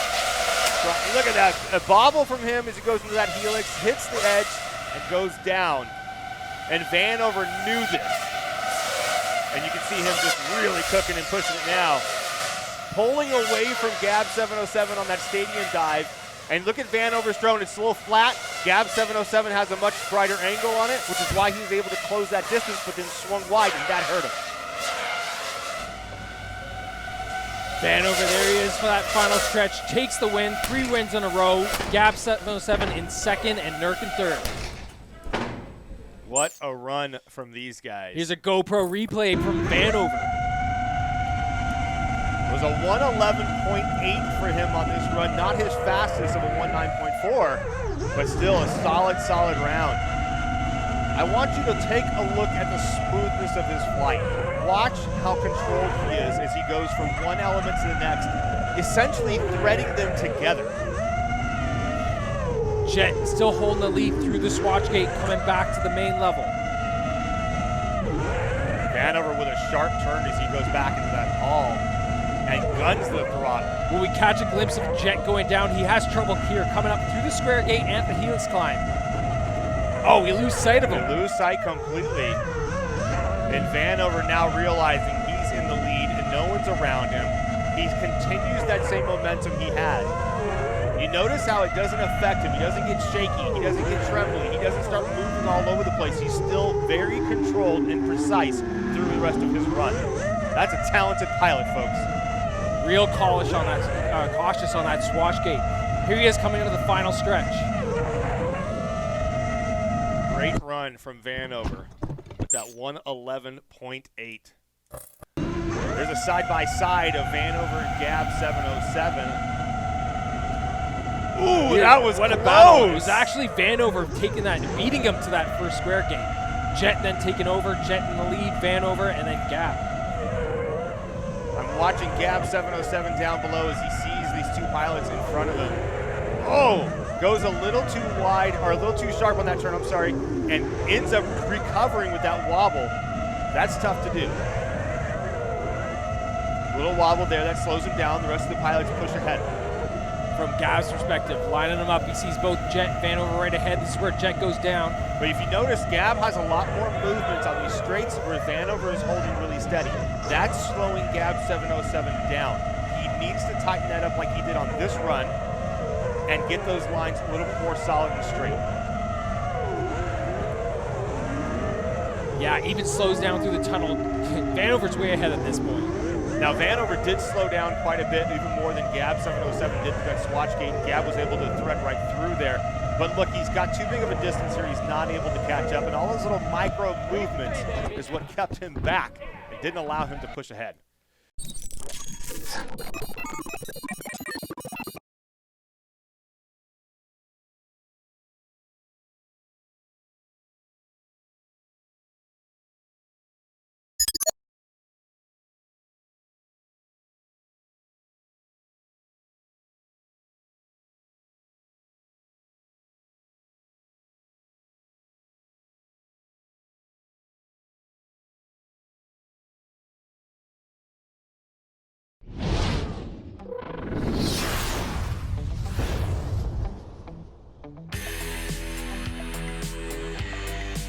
The stadium dive between the Diamond Gate and the tunnel is one of the key differentiators on the course. The ideal line has the pilots approach the Diamond Gate low and slightly north. They pitch up aggressively and roll left to pass through the gate as high as possible. As soon as they're clear of the stands, they pitch down hard and roll right to stay low and shorten the distance flown, aiming just north of the tunnel. They then roll and yaw right to pass just over the railing and through the gate, which has very little margin for error. Swinging wider into the tunnel is safer, but slower. Mistiming the climb through the Diamond Gate can cause them to hit the stands or circle around to recover.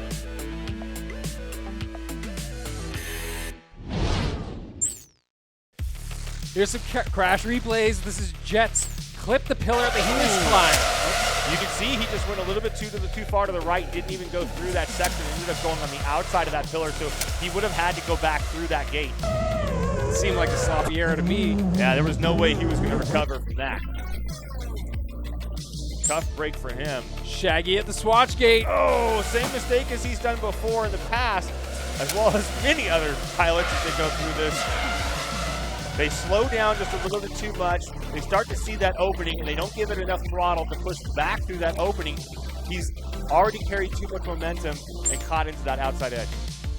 Wow, Willie on the swatch gate. These guys will be having nightmares about this thing. Oh, it is not an easy gate to get through. Wild Willie doing almost the same mistake as some of the a little wobble before on the setup, and you can see that wobble threw him off. Oh, no. He wanted to push through that swatch gate after that quick recovery, and I think he just pushed a little too hard, caught that lip. I'd expect him to be angrier there. Well, I would too. I'm not sure why he's not. Finish a race. Let's finish a race. One of these guys, someone's got to get in. Vanover's the only one moved to the golden heat. Well, Jet, Gab, we got to see these guys make it through. 10, 9, 8, Finals, heat 4. 5, 4. And they're off. One of these guys got to make it. Gab almost clipping the ground. He tries to go for that really aggressive launch and goes too low. It's Jet, Vanover, Gab again. 1, 2, 3. Nert goes down. Tough break for Nert, but look at it's Jet in the lead. Uh-oh. I hear some more blades scraping, but everyone seems to have survived. Yeah, we got Jet, Vanover, Wild Willie, and Shaggy still in the race. Jet holding that lead. Willie on that edge of the swatch gate again. Look at this, Jet up there up front. He's looking good, but Vanover trying to close the distance, taking the shorter line on the turn. Oh, and here's Jet through the Helix. He makes it through, still holding the lead up to the top level. Great job from him not to make the same mistake as the last heat. Was able to get through that Helix without a problem. Vanover realizing he's running out of time. He's got to start thinking about a move. It's the first time Vanover's been losing. Can Jet hold on to it? He must be shaken. He has to be. Vanover is real. Oh, there was that crash there at the swatch gate. Jet still holding the lead, coming to the final stretch. Vanover's right on his tail. Oh, he's pushing. It's not enough. And Jet takes the win. Jet and Vanover are going to be going to the golden heat. Hey, wonderful racing. That's good. That's good race. Thank you. That's good. Oh. Dude, that last swatch gate, I was like, just can tell. keep it together. I did your swatch gate line that you terrifying. did, and I caught you, but I'm new in that. Once you did that turn, and I'm like, no, it's that. What a run from those two. Here's a replay of that race. Look at Gab 707, the yellow drone, skips the ground, but able to recover. He was trying to be very aggressive to get to the front of the pack. It didn't work for him. Oh! Nerd hits the top of the gate, and he's out. Jet managing to hold that lead early on here. He knows he wants it. I was feeling the same stress as him watching him on that last race. Absolutely. I was expecting him to slow down just a little bit too much here and Vanover to take it. However, oh, Willie with that horrible crash there. However, Vanover has proven that he slows down quite a bit at the swatch gate. So he's not technically making passes there. Tony's tell us about the nerves at this point. Jet's holding that lead. He knows he needs this to win. Oh, he's getting super anxious, super nervous. He knows he's up front, but he also knows that Vanover, the rookie phenom, is hot on his tail. And here he is in that dive. He talked about it right here, being stressed out. He's got that swatch gate right ahead of him, and he got to make it through. And he does it beautifully. I mean, that was just a wonderful move through that swatch gate. Like the veteran that he is, the skills that he's got, it's no wonder. What a finish from Jet, not letting Vanover get close to him. Fantastic job to hold him off. Here's Jet's GoPro replay. 7, 6, 5, 4. Look at that. It was as if he just ignored the fact that Vanover was right there and that he could have clipped him. That's a pilot who's focusing on his race and his race only. Nicely done from Jet. Solid line down these straights as well. From here on out, Jet holds the lead the rest of the race, but the stress for him, like just seeing how cautious he's going to be coming up to these swatch gates. Man, I can't believe how fast he took that swatch gate approach. Most pilots would slow down quite a bit more. He did not. He started to angle closer to it as he approached it. Most of these guys are slowing down and waiting for the right moment, and they're punching through it. Jet continued his momentum right through that. Beautifully. Look at how steady he is on the straights as well. This is a pilot who's got a lot of control, a lot of experience, and it shows. Not even a wobble there. Now, he slowed down more here than last time. But not knowing how close Vanover's on his tail. And then instantly back on the throttle. What a run from Jet. Our two-time world champion there, showing Vanover why he's the champion. So far, we know this is going to be our battle, right, Tony? We got these two guys going in the Golden Heat. Right now, it could just be a heads-up battle between these guys. Absolutely. Vanover got those wins in early, and Jet now getting his win. He's going to want to keep doing it for sure. I would say focusing on Vanover here, watching him. He's got Jet right ahead of him. Does he try to take the opportunities? He's already safely into the Golden Heat. Taking that win would push Jet out potentially, but he's kind of, doesn't have a whole lot of risk here. Yeah, Vanover is looking to get another win on the board. That's what he's trying to do. But he's also trying to be smart in some ways. He wants to make sure he can get through this. He doesn't want to crash. But he doesn't necessarily need that win because he's already got them. Jet has a bigger incentive here. That's why he's pushing so hard. I think Vanover was taking this as an opportunity to wait patiently and see what he can do. And if it worked, great. And if it didn't, I don't think he seemed to mind too much. But I know the kid's competitive, and he wants the win. There's only 0.7 seconds separating them on that run. Man, that was close. Rory's with the heat winner. Jet, there was visibly a huge letdown for you after that race. Why is this one so sweet? Oh, with the new rules, all we need is one win to get into that Golden Heat. So I'm there now. I can relax. And that was just some of the best racing I've ever had. I had a wonderful first helix, which gave me a little buffer. I was freaking out going into the second swatch gate, but pulled through. You mean until you were there, you were not relieved? Yeah, until I went through that finish. He already snuck one in on me on the first heat, so I knew he was right there. He was going to hunt me down, so I'm glad I made it in. Yeah, he is Vanover, and you and him seem to be on an island in these finals. How much is he affecting the rest of you pilots?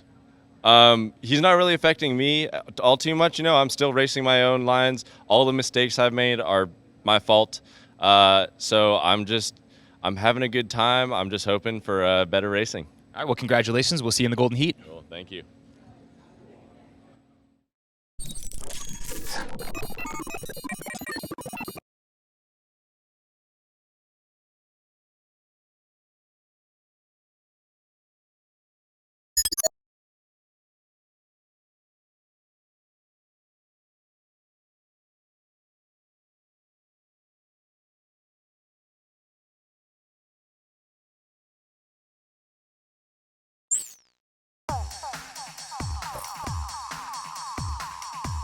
There's a crash replay. Wild Willie at the swatch gate. Wild Willie came in with a lot of speed as he approached that swatch gate again. Did not slow down. It's not a smart decision. Dang it. He was able to thread through there just right. And Shaggy at the swatch gate.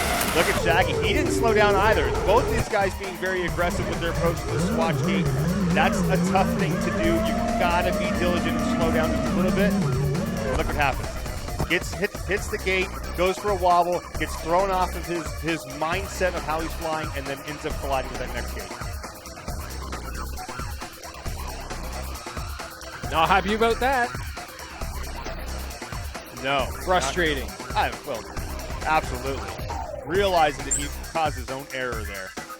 There's Nurk in the green drone as he goes just a little too high, flips the top of that gate, and is not able to recover after that spinning death. Realizing that, he made that mistake, and that was all him. There was nothing he could do after that. That was really good racing. I was really scared though, where I was like, he's gonna. I was having flashbacks to he Dude, won. I was pushing it real hard, but I knew on the final, once you were clean entering back in the stadium, I didn't try, it was pointless. Let's take a look at the pilot colors. We got Vanover in white in the disco drone, Jet in red, Gab 707 in yellow, Shaggy in orange, Nurk in green, and Wow Willie in pink. Now, Tony, the relief on the guys' faces there. We got Jet and Vanover. How is that going to play in the nerves of the other pilots? Oh, well, they're running out of time, so the nerves are just getting worse for them. Okay, they're getting even more anxious as these heats dwindle down. They've only got 2 opportunities left to get into the golden heat, so the pressure is huge at this point.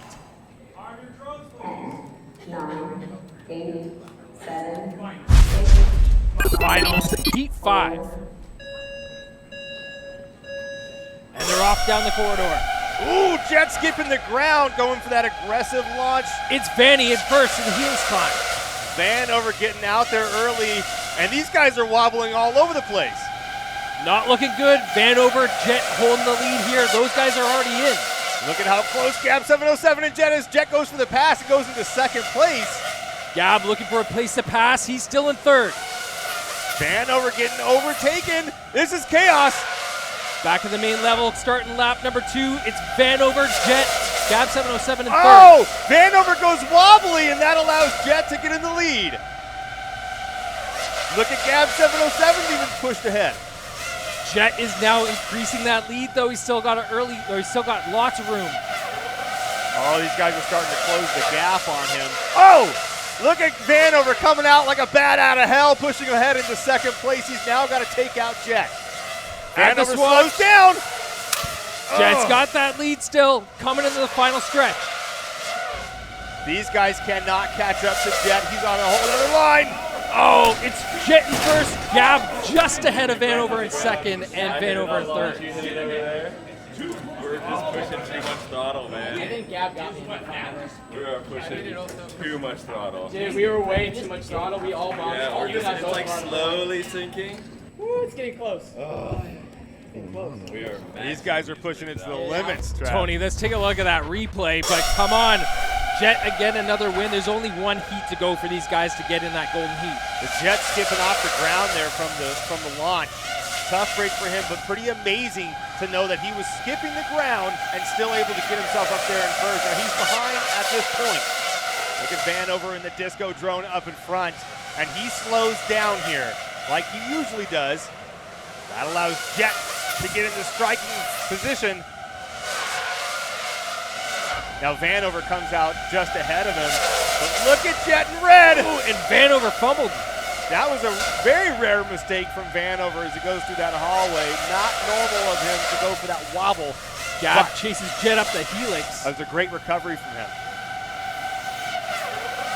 Jet realizing I'm in the lead. I need to hold on to this. I got to keep pushing it or these guys are going to catch me. He doesn't want to slow down here. Look at the angle on his drone as he approaches that swatch gate. I can't believe how cleanly he went through that. That was amazing. Jet just increasing that distance and getting the win, Travis. Look how tight that finish was between Vanover and Gab, even with the fumble from Vanover earlier on. Yeah, great job for him to come back. Here's a GoPro replay of Gab 707. You can see Gab's got the pack in front of him. He's calculating now, what do I need to do? How do I need to do it to get ahead of this pack? Right now, he's got traffic in front of him. He's got to wait for the right opportunities. He can't just push it anytime he wants. You're going to collide into something or cause an unforced error of some sort. What do you think happened here? Like the opportunities didn't open up for him?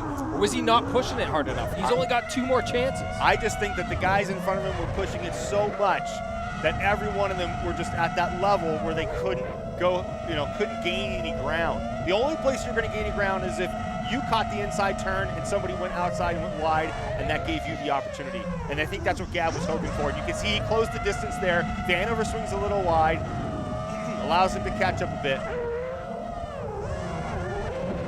Gab really pushing the angle on that dive. But Vanover right there to hold him off. It looks like he tried to push it a little bit there to try to take an opportunity at the swatch gate, but couldn't do it. Well, Gab knows that Vanover slows down at the swatch gate, so he tried to capitalize on that. Just wasn't enough for him. Gab, the tension is high, the pressure is high. With one heat of racing remaining, how are you feeling? I don't know, I'm feeling relatively good. I mean, it's just another heat of racing. It's just about making this one count. We know that you've come on strong late. You've run good lines so far, but what will you change to try and clinch a spot in that golden heat? It's mostly about launching hard. I think once you get out ahead and not make any mistakes, that's really how you do it here. There's chances to go back and forth, but it's mostly about not making any mistakes. All right, good luck. One more chance to get into that golden heat. Thanks. Good job, brother.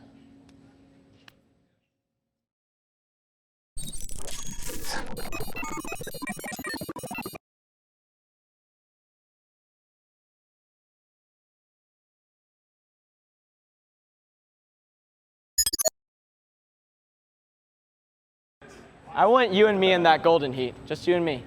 Oh, you want to 1v1 me, bro? Yeah, if you don't hit me this next race, I'm not going to hit you. It's going to be the opposite. I'm just telling you, because we have a whole straightaway, and you're just right here. I'm like, man. Just enjoy the disco. Yeah, right. No, I wanted to shut that off. Oh, look at talk about the 1v1 and talking about taking up too much space down the hallways. I know these guys are ready for a battle. They certainly are as they go into our last heat. 10, 9, 8. That's the last chance for those guys to get in. Finals heat 6. Look at Gab 707 with that launch. That's a huge launch. Man, he did exactly what he wanted to do to get out front early. But look at Vanover, he's right there. Oh, it looks like Gab's still holding that lead in yellow. Vanover right on his tail. Nert is up there as well fighting in that green drone. But look at Gab 707 keeping that throttle strong as he goes through the swatch gate. Shaggy hits the gate, he's out. So opportunity right now for Gab. He's holding the lead. We see Nurk in green in third right now. He still has a chance. Look at Vanover closing the gap. He's going for it. He's trying to find his pass. At the Helix climb. Oh! Gab 707 in yellow still holding the lead. Vanover fighting him for it. It looks like Gab was able to hold him off. No, Vanover made the pass. Oh no, Vanover the lead. They're battling it down the dive. Oh my, this is close. Gab 707, he's got a faster run through here. At the swatch gate. Look at that.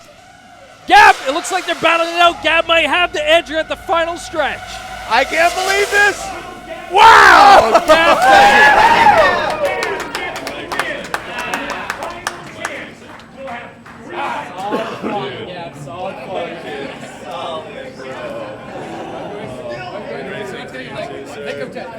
Think about it. Dude, the swatch gate, I was certain. I'm like, there's no way you're going to get me in the swatch gate. Same note. What a run. Here's the replay of that heat number 6. Let's take a look at Gab 707. Just an incredible performance from him. I can't believe how great that launch was off the block from Gab 707. A wonderful strategy. Great job for him to get on that throttle quickly and get out front. He said it in the interview and then immediately after just went for that win. Look at this dive as Vanover closes the distance. Gab 707 knows that Vanover slows down at the swatch, so he continues to add that throttle. There was that crash from Shaggy. And take it through what's at stake right here. Vanover at this point is already in the golden heat. It's Gab 707 fighting for his life. Yeah, Vanover does not want to allow Gab 707 to get a win. He wants to keep it just him and Jet just to go into that golden heat so he has less competition. Gab 707 realizing that this is his last opportunity, he pushes it even harder. And here at this point, we got Vanover still in the lead coming at the swatch gate. Well, Vanover pushed ahead and got the pass. Oh! Gab takes it.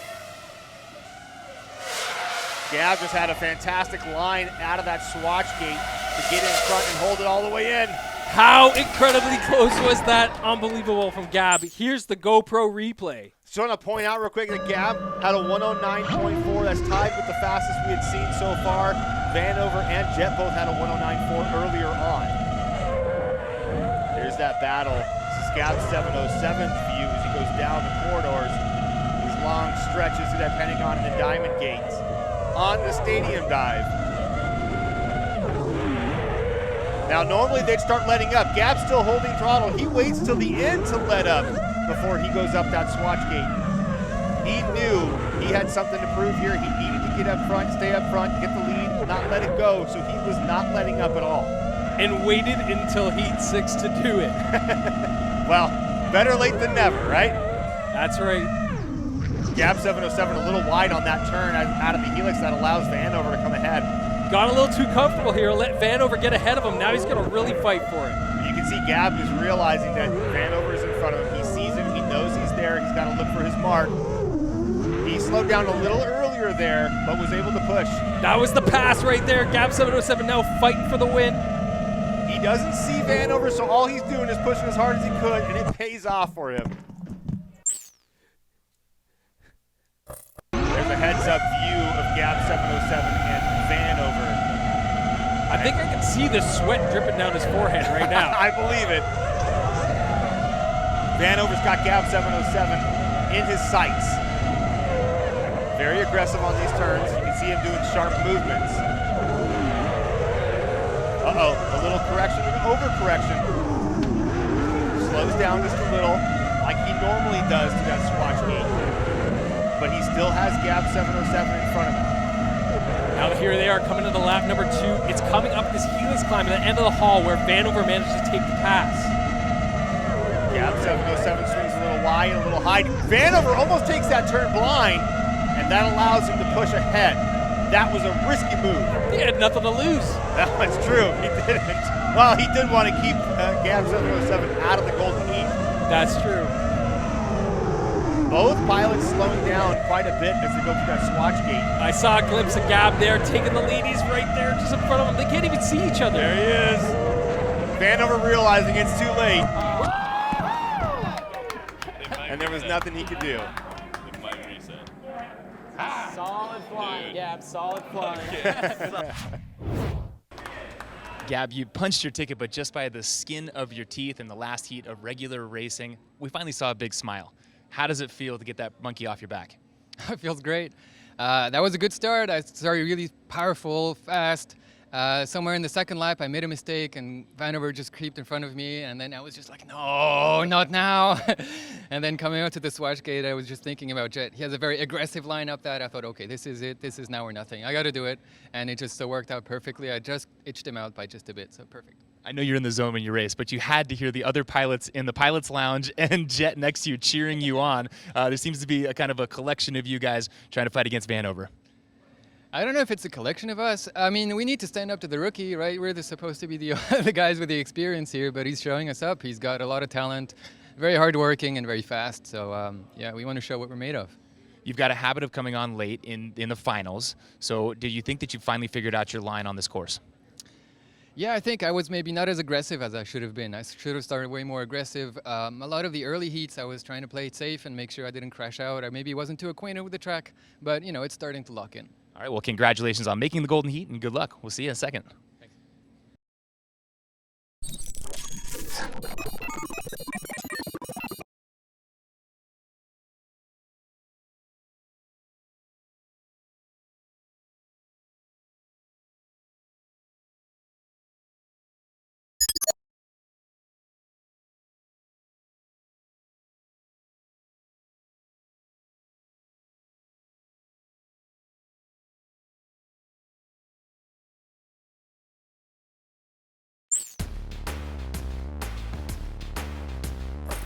Let's go back to some crash replays. Why not? There they are. Contact as they go through that helix. Jet and Willie collide.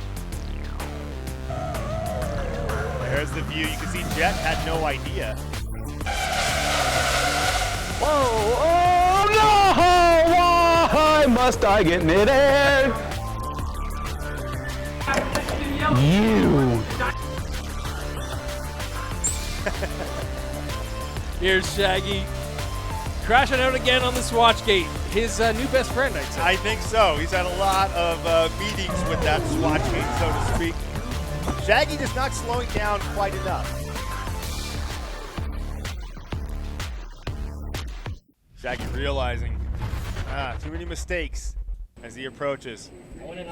Our Tech Ops crew getting the drones ready for our Golden Heat. There's that disco drone. The butterfly from hell. This is going to be a good race. This race will crown the Level 1 Miami champion. 2 veterans and 1 rookie. Here we go. 8, 7, 6, 5. Final Golden Heat. Vanover at the head of the pack down the first hall. Aggressive start by all 3 of them looking beautiful on that straight. At the top level, it's Vanover in the lead. Gap 707, Jet third. Oh, Gap 707 falling back. Jet now pushing ahead of him, but look at this stadium to dive. Jet going for the lower approach and a little wobble there from Vanover. As those 2 in the back, close the gap. Gab clipped it. Vanover trying to take the inside on that turn and pull ahead. Look at how close Jet and Gab are. Back, this is lap number 2. They're starting off. Vanover still holding the lead.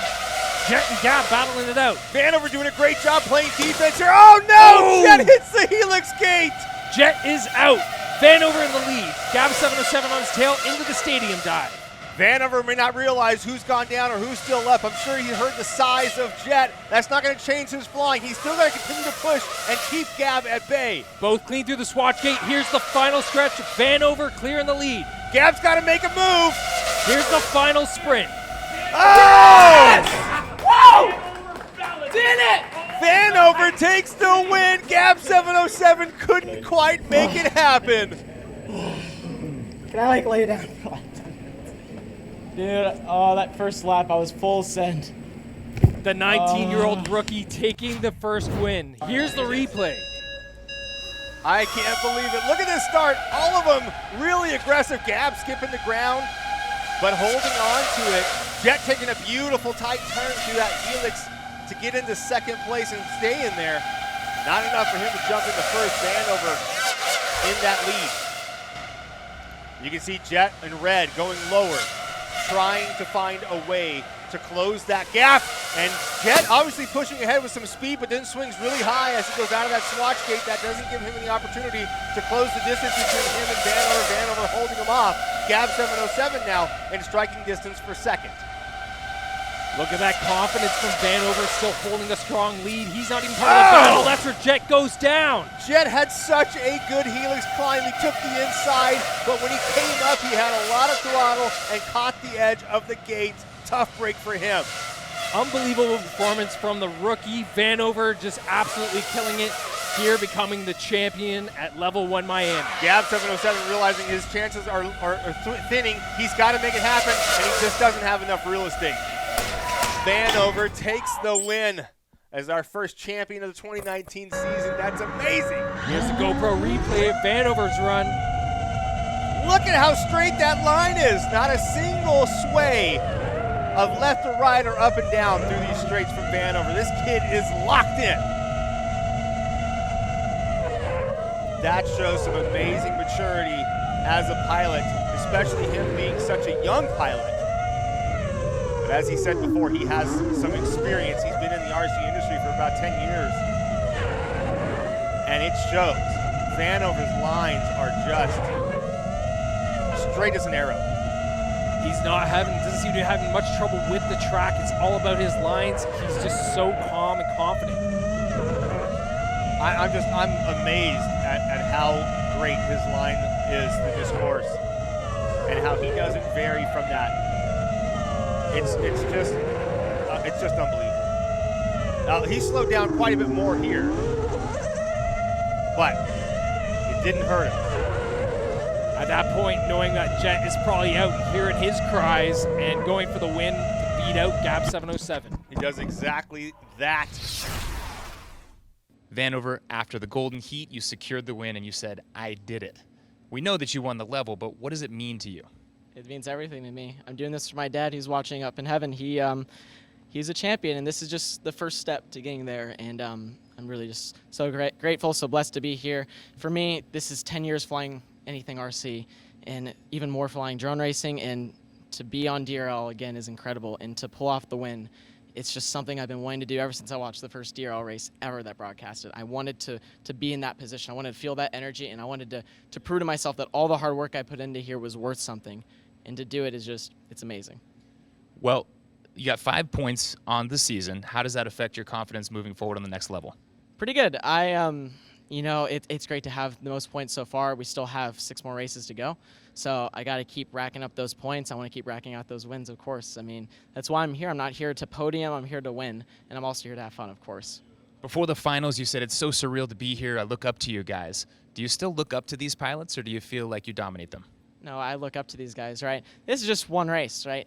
In drone racing, anything can happen. You can have bad heats. You can just be faster on one day and slower on the next day. I look up to these guys. I mean, these are guys I started watching in the first races of DRL, and to be here with them is just incredible. And they still have an amount more wisdom than I do because they've raced so much more. And so I'm always open to their wisdom. I'm never going to try and feel like I'm better than these guys because that's just not the reality, and that's not really good strategy either. These are guys I'm still going to continue to look up to and call friends, and it's just great to be here racing with them. All right, wise words and impressive flying from a young pilot. Congratulations on your level win. Thank you, sir. Appreciate it. Crash replays, Tony. Here's Jet with a tough DNF clutch. Look at that helix skate. Wow. Beautiful transition through the helix climb. Unfortunately, not able to hold on to it as he approaches that gate. Smacks right into it. And there it is. Vanover with the win. Gab 707 in second. Jet in third. Grand entrance from the 19-year-old rookie. Congratulations to the Level 1 Miami champion, Vanover. Congratulations again to our rookie Vanover. Get the Level 1 win here in Miami for the DRL World Championship season. That does it for us from Miami. The complete DRL season picks continues here on Twitter every Wednesday night this fall, starting in October. Follow us right here at the Drone Racing League for details. For Tony Niddle, Rory McKernan, and our entire DRL team, I'm Travis Daly. Thanks for tuning in.